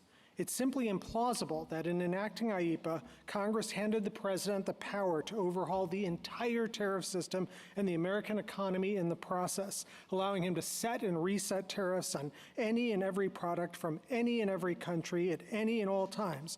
And as Justices Gorsuch and Barrett just said, this is a one-way ratchet. We will never get this power back if the government wins this case. What president wouldn't veto legislation to rein this power in and pull out the tariff power? IEEPA is a sanction statute. It's not a tax statute where Congress gave away the store. Congress knows exactly how to delegate its tariff powers every time for 238 years. It's done so explicitly, always with real limits. IEEPA looks nothing like those laws. It uses regulate, which Congress has used hundreds of times, never once to include tariffs, and it lacks the limits of every other tariff statute. And that is why, even though presidents have used IEEPA to impose economic sanctions thousands of times, no president in IEEPA's 50-year lifetime has ever tried to impose tariffs. And the president bypassed statutes that do address tariffs, like Section 122 for large and serious trade deficits, but that imposes a clear guardrail, 15% cap, 150-day limit. This is Youngstown at its lowest ebb. If the government wins, another president could declare a climate emergency and impose huge tariffs without fines or without floors or ceilings, as Justice Gorsuch said. My friend's answer, this administration would declare it a hoax. The next president may not quite say that.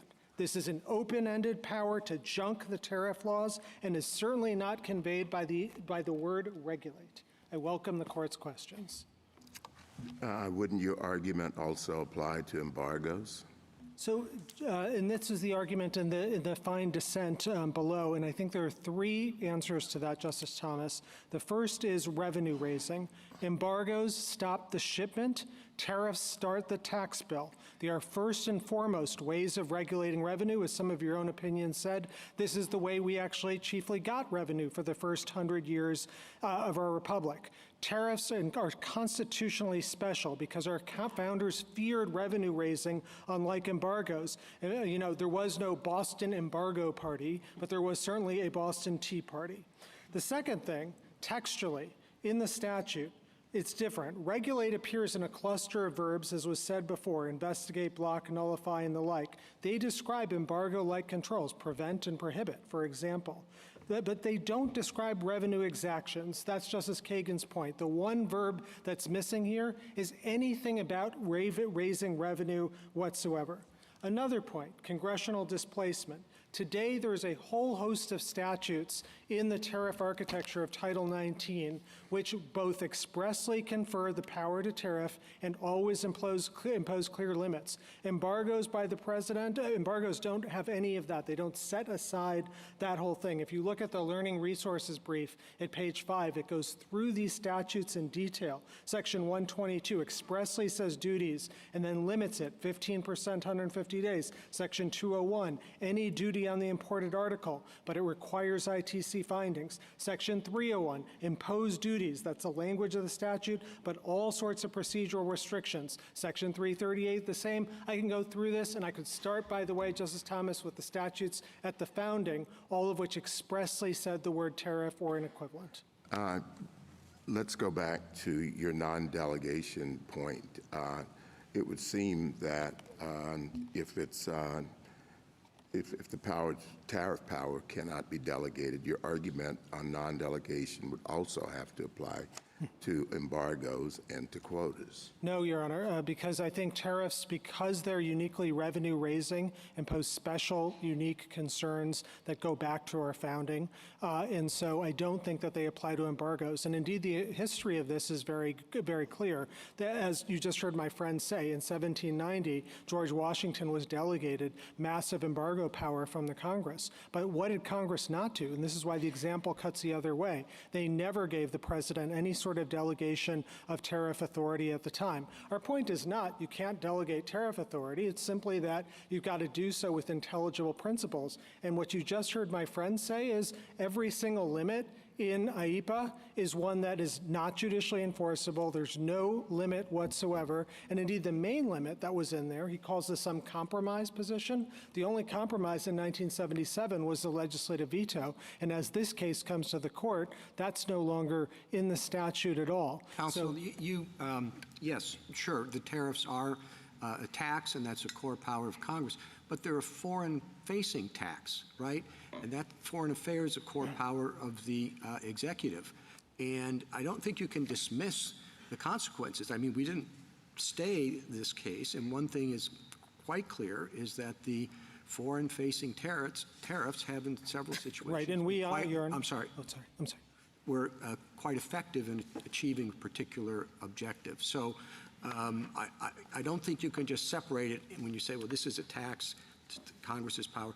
It implicates very directly the president's foreign affairs power. Yeah. Mr. Chief Justice, we don't disagree with a large part of that. We think instead of thinking about foreign versus domestic, the better way of thinking about it is Article 1 versus Article 2. And as my friend finally conceded to Justice Gorsuch, there is no Article 2 power here, at least when we're talking about peacetime. Well, you don't agree with a large part. What's the little part that you do disagree with? So we agree with the idea that tariffs have foreign policy implications. Absolutely.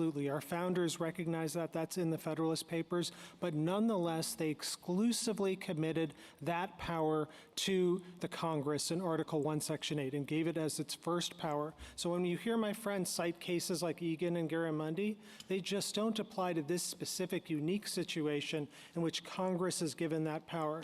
And if you were tempted by this, I think the best place to look is Youngstown, because what Justice Jackson said, and I was surprised that he quoted pages 652, because what Justice Jackson said is, quote, emergency powers tend to kindle emergencies, so it's essential the public may know the extent and limitations of the powers that can be asserted, and persons affected may be informed from the statute of its rights and duties. And Justice Jackson went on to say there that it's notable our founders didn't give the president revenue-raising power even in a time of war. Can I just get a clarification of your answer, which is you agree if the word tariff were in the statute, that would be acceptable and constitutionally permissible, correct? No, it'd be constitutionally permissible. The question would then be, is the open-ended assertion of power here? Because every other tariff I statute get as has applied to this limitations. case, but the general point is, yes, Congress, you said it's assigned to Congress, but Congress can grant authority to presidents to impose tariffs. Absolutely. As a general proposition. Absolutely. Okay, so we have to figure out then what regulate importation means. And you've heard my questions. If this statute came out of nowhere in 1977, I think your case would be, obviously stronger. We have to figure out, at least I want to figure out what the Nixon precedent stands for and what Algonquin stands for. On the Nixon precedent, the question is, I think, was Congress aware of that, meaning that when they used regulated importation and it's now being used to encompass tariffs, that's not unheralded because Congress was well aware. You know, President Nixon announced those tariffs in a nationwide primetime speech, 10% across the board in August 1971. It was not some kind of little piece of paper. So it was well known. The question then is, was Congress, why didn't they change the language? Why didn't they say regulate but not tariffs? That's kind of the difficult question from the Nixon precedent that I'll give you an opportunity to answer. Thank you, Justice Kavanaugh. So 5 answers on the Nixon precedent. First, there is no evidence that Congress thought it was ratifying Yoshida. It was a single Court of Appeals case. It's not somewhat my question. I never mentioned Yoshida. It's the use by the president of that power under regulated importation. Oh, if we're just talking about that, President Nixon did not rely on the statute whatsoever. I mean, that's very clear. In fact, we have a Marshall McLuhan moment here because you have before you Alan Wolf, the person who was there in the room with Nixon, saying Nixon totally disagreed that this statute applied. So if we're just talking about Nixon, I don't think it can get the government where it Go to your other four. Other four. So I think the only way it does any work is if the president is through the vehicle of Yoshida, and that's what I take it the government is arguing. And with respect to that, this cert-denied intermediate court of appeals decision, I don't think can come close to overcoming the clear, plain text. The word regulate is words regulate importation. The word regulate has never been used. The Congress uses the term 1,499 times. We got about that number of hits when we looked at it, and maybe there's some double counting, but it is never used even once to impose taxes or revenue raising, and that was the question that Justice Barrett was asking. And so I don't think that this intermediate court of appeals decision will get you there. And then even if you thought that Congress knew about Yoshida, and even if you thought they liked it, which there's absolutely zero evidence of, I don't think that helps the government for reasons that Justice Alito was pointing to, because Yoshida said 3 things. A, TWIA doesn't give the unlimited authority that the government is seeking here. B, they were only upholding the limited specific assertion of authority that President Nixon sought there. And third, going forward, the solution, they said in footnote 33, was to use Section 122 of the 1974 Trade Act, 15%, 150 days. So we have no problem with the president doing that. It's just that this president has torn up the entire tariff architecture. You know, for example, he's tariffing Switzerland, one of our allies, which we have a trade surplus, 39%. That is just not something that any president has ever had the power to do in our history. And the idea that Congress, by implication, did this in 1977 and handed him all this power, I think is really difficult. Just ask the other. Go ahead. Let's start with just the bare statutory language. You have arguments about structure. You have arguments about history.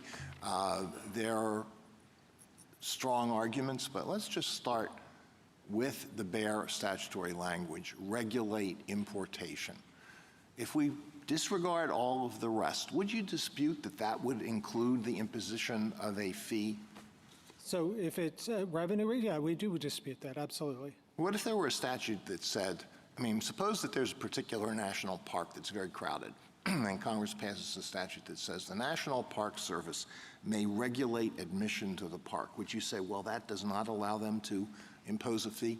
So, you know, Your Honor, sometimes we think of fees as not revenue raising, but rather capturing the cost of government services. In your example, the going to the park, that may, you know, those kinds of cases which I think. Suppose it goes beyond the cost of running the park. Congress just wants to control admission to the park, regulate admission. Wouldn't that include the imposition of a fee? So if it doesn't raise revenue, then and it's not about that, then I think that's fine. If it does, it raises revenue. Then I think it's a tougher the hypothetical. That wouldn't apply. So I think in that circumstance that it wouldn't be a regulation in context. It wouldn't be permitted. That is, at least in the context of tariffs and trade, we know, Justice Alito. Okay, well, that gets into your other arguments. We start out with the bare statutory language, and That was what my question was about. Do you think all tariffs are revenue-raising? Suppose that instead of imposing these across-the-board tariffs, suppose that an executive order imposed a tariff on one particular country and provided that this would take effect in 90 days. And suppose that within those 90 days, an agreement is reached with that country so that no tariff is ever collected. Would that be a revenue-raising tariff? I take it the initial point and on its face, it is revenue raising, that's what it's for, and so I think that would. And look, I don't doubt that there are edge cases. That is what this court's confronted just recently in FCC versus Consumer Research, and you said, look, what is a tax is sometimes very hard. What is revenue raising? This is obviously revenue raising. Their own brief to the court says it's going to raise $4 trillion. And Justice Alito, you in your Consumers Research dissent, or Justice Gorsuch's dissent that you joined, said taxation is special and different. And it is the most powerful thing the government does. And the idea that Congress, when they know exactly how to write tariff and tax statutes, gave this power by implication through the word regulate, I think is very, very hard well, to you cite many different statutory provisions that impose tariffs. And you have a point, if that's the relevant universe. What if the relevant universe is tariffs that are imposed in emergency situations?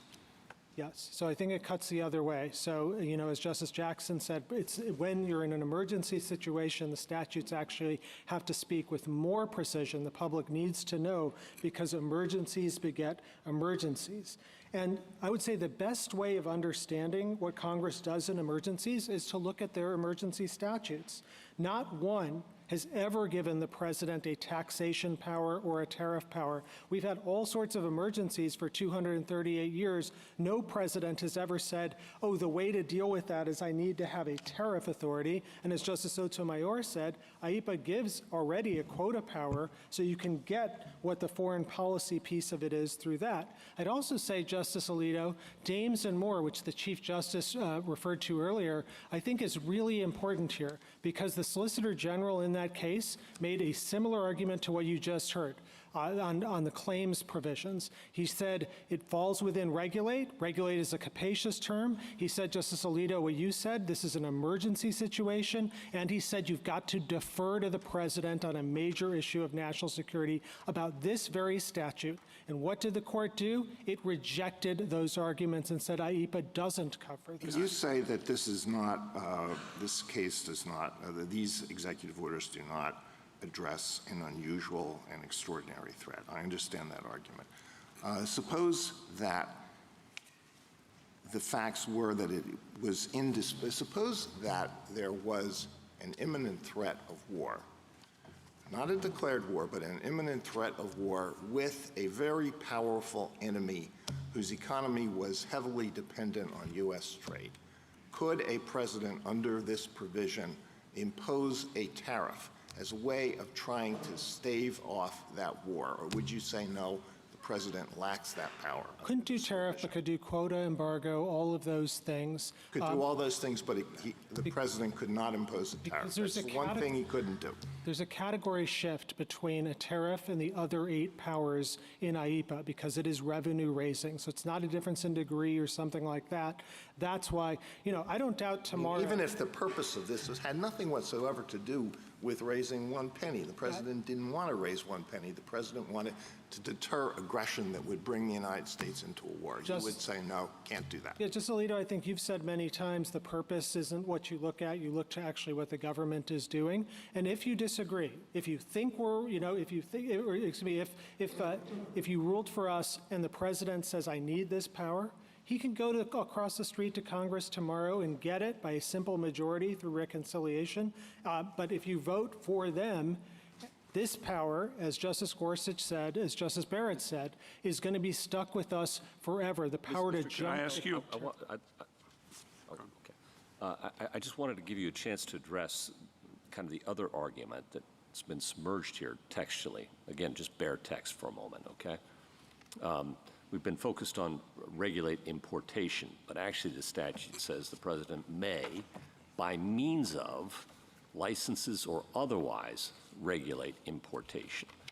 And we've had some discussion today about the fact that maybe the president could simply recharacterize these tariffs as licenses or rejigger the scheme so that they are licenses. We've also heard the suggestion that otherwise, licenses and tariffs are very similar, so otherwise might encompass tariffs there. Thoughts? Yeah, a few thoughts, Justice Gorsuch. First is the SG is not even making that argument, and I think they're not making it for a number of reasons. One is that there's a strong presumption against reading statutes this way in the unique tax and duties context. Hartramp is one of those cases which says if there's doubt, you don't read the statute to confer such powers. Second, if you were to do that, it's open-ended. It allows, and this was your hypothetical, it allows under the word license them to tariff the world, and seems like you're putting a major questions thumb or an interpretive lens thumb on the plain text there. Is that fair? I think you could call it major questions. I just think it's like Justice Barrett said in Nebraska versus Biden, the most natural way of understanding what the statute is about. We're talking about, under the government's reading, a statute that gives the power to the president to junk the entire tariff. I understand that, but you're not disputing licenses or otherwise means what it says. You're saying that we should interpret that narrowly for particular reasons. So I think I am disputing it as well. I think the licenses, and this is something Justice Sotomayor was saying, don't expand the power. They are not verbs, and so it is limited to the 9 verbs there. No, I understand that. And so regulate, I don't think. Thank you. Yeah. Thank you, counsel. Justice Thomas, anything further? I'd like to just revisit the point that Justice Alito was making with a similar question.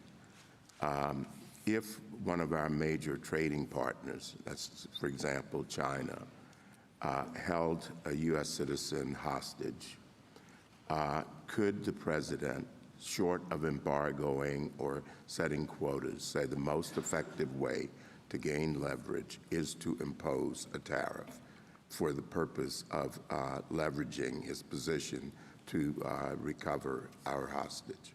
No, Your Honor. So tariffs are different because they're revenue raising, and I think it goes to the point I was saying to you in our very first colloquy, which is quotas, embargoes, and stuff are different for a different reason, which is there's a tariff architecture around Title 19, in Title 19, that in tariff would, like in your hypothetical, would supersede. And here the president is seeking the power to set aside all of our trade treaties unilaterally under the word regulate. I just don't think it can bear that weight. Justice Alito? You mentioned other tariff provisions that you think would be rendered redundant if we adopted the government's interpretation of IEPA. One that you didn't mention, which is discussed in an amicus brief, is Section 338 of the Tariff Act of 1930. Why doesn't the plain language of that provision, which does speak specifically about duties, provide a basis for all or virtually all of the tariffs that are at issue here? Yeah, the government's never made that argument, Justice Alito, and I think for very good reason, because it only applies to MFN violations, which are not at issue here. You can only tariff if the president, quote, finds as a fact that a country satisfies 2 conditions, including that it discriminates against the United States. There are also a host of other reasons why Section 338 may have lapsed, and that's why no president has ever used it. But look, what is the argument that it's lapsed? It's regrettable. I mean, we put this case on a very expedited schedule, and therefore there are limitations on what and the parties' ability to answer each other's arguments or arguments that are made by amici. The amicus brief says that it hasn't lapsed. There are articles that say it hasn't lapsed. What is your argument? What is the basis for your argument that it lapsed? So 2 things, Justice Alito. Sections 252 and 301 have been understood by many to have superseded Section 338. And second, I don't think you have to get into this issue at all. We're not here saying that the government doesn't have a 338 power. That's something that can be decided by other courts at other times. As these folks come to the court, as the government comes to the court today, they're citing one statute and one statute only, IEPA, and we submit to you it doesn't come even close to authorizing these worldwide tariffs that Well, what if the president tomorrow were to say, I'm reissuing these executive orders and I'm invoking, in addition to other authorities, Section 338 of the Tariff Act of 1930? I think at that point we'd have that case. I mean, I'm not here to say that 338 does or doesn't do one thing. I'm responding to the government's argument, which is the invocation of IEPA and IEPA alone. But perhaps that point, Justice Alito, may So give then, the court some comfort. I mean, I understand party presentation and all of that, and not being a court of first view. But in these circumstances, if that were to happen, and it might be a realistic possibility, you think, well, okay, then the government would continue to try to collect these tariffs, and the plaintiffs here would have to go back to the Court of International Trade or the district court and challenge it again, and it would have to progress through those lower courts and come back to us when? A year from now? 6 months from now? While the tariffs continue to be collected and the amount that's at stake mounts into the billions. I mean, what are we at now? 100 billion? We get up to a trillion? That's what you're suggesting?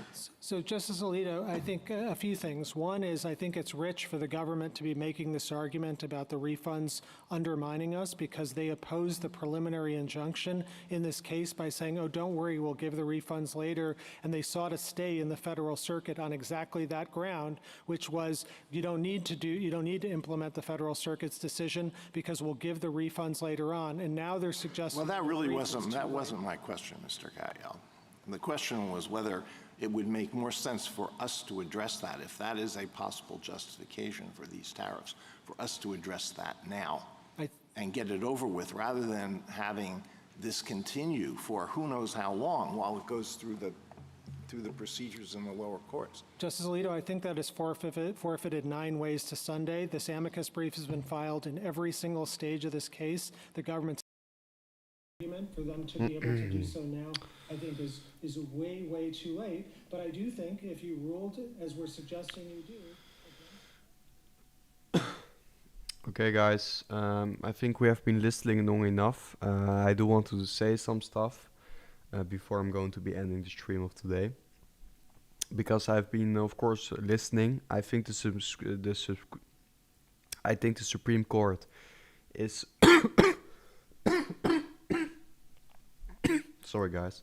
I think the Supreme Court is sounding very skeptical of the tariffs, which I think is a big indication that indeed the Supreme Court is going to not rule in favor of Trump's tariffs, because also the chances of this are dropping ever so slightly now. Now coming back up a little bit, but basically they have only been dropping for the last hour here, even to 80%, now back up a little bit, but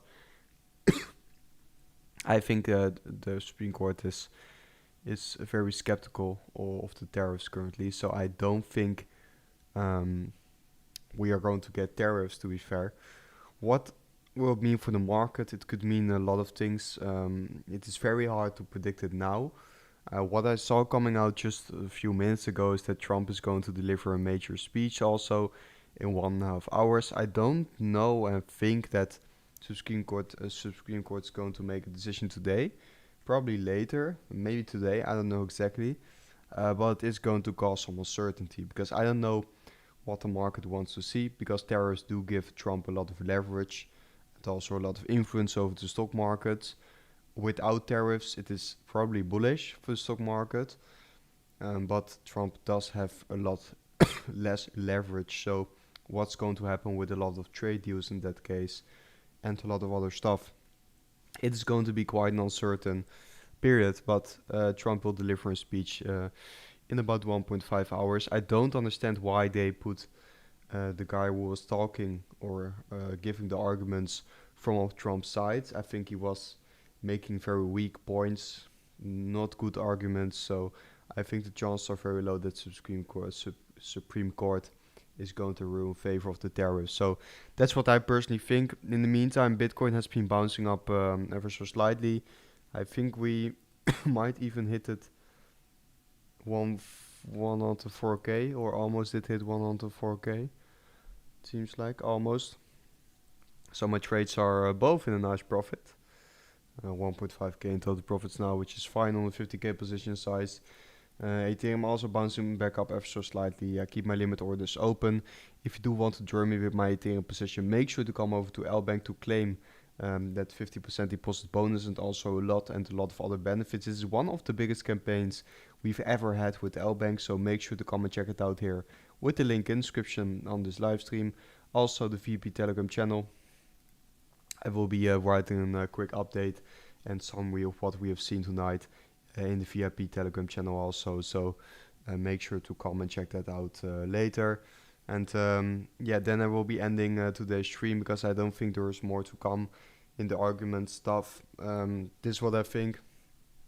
Probably tariffs are not going to hold. That's how simple it is. Let me look through the chat before I end.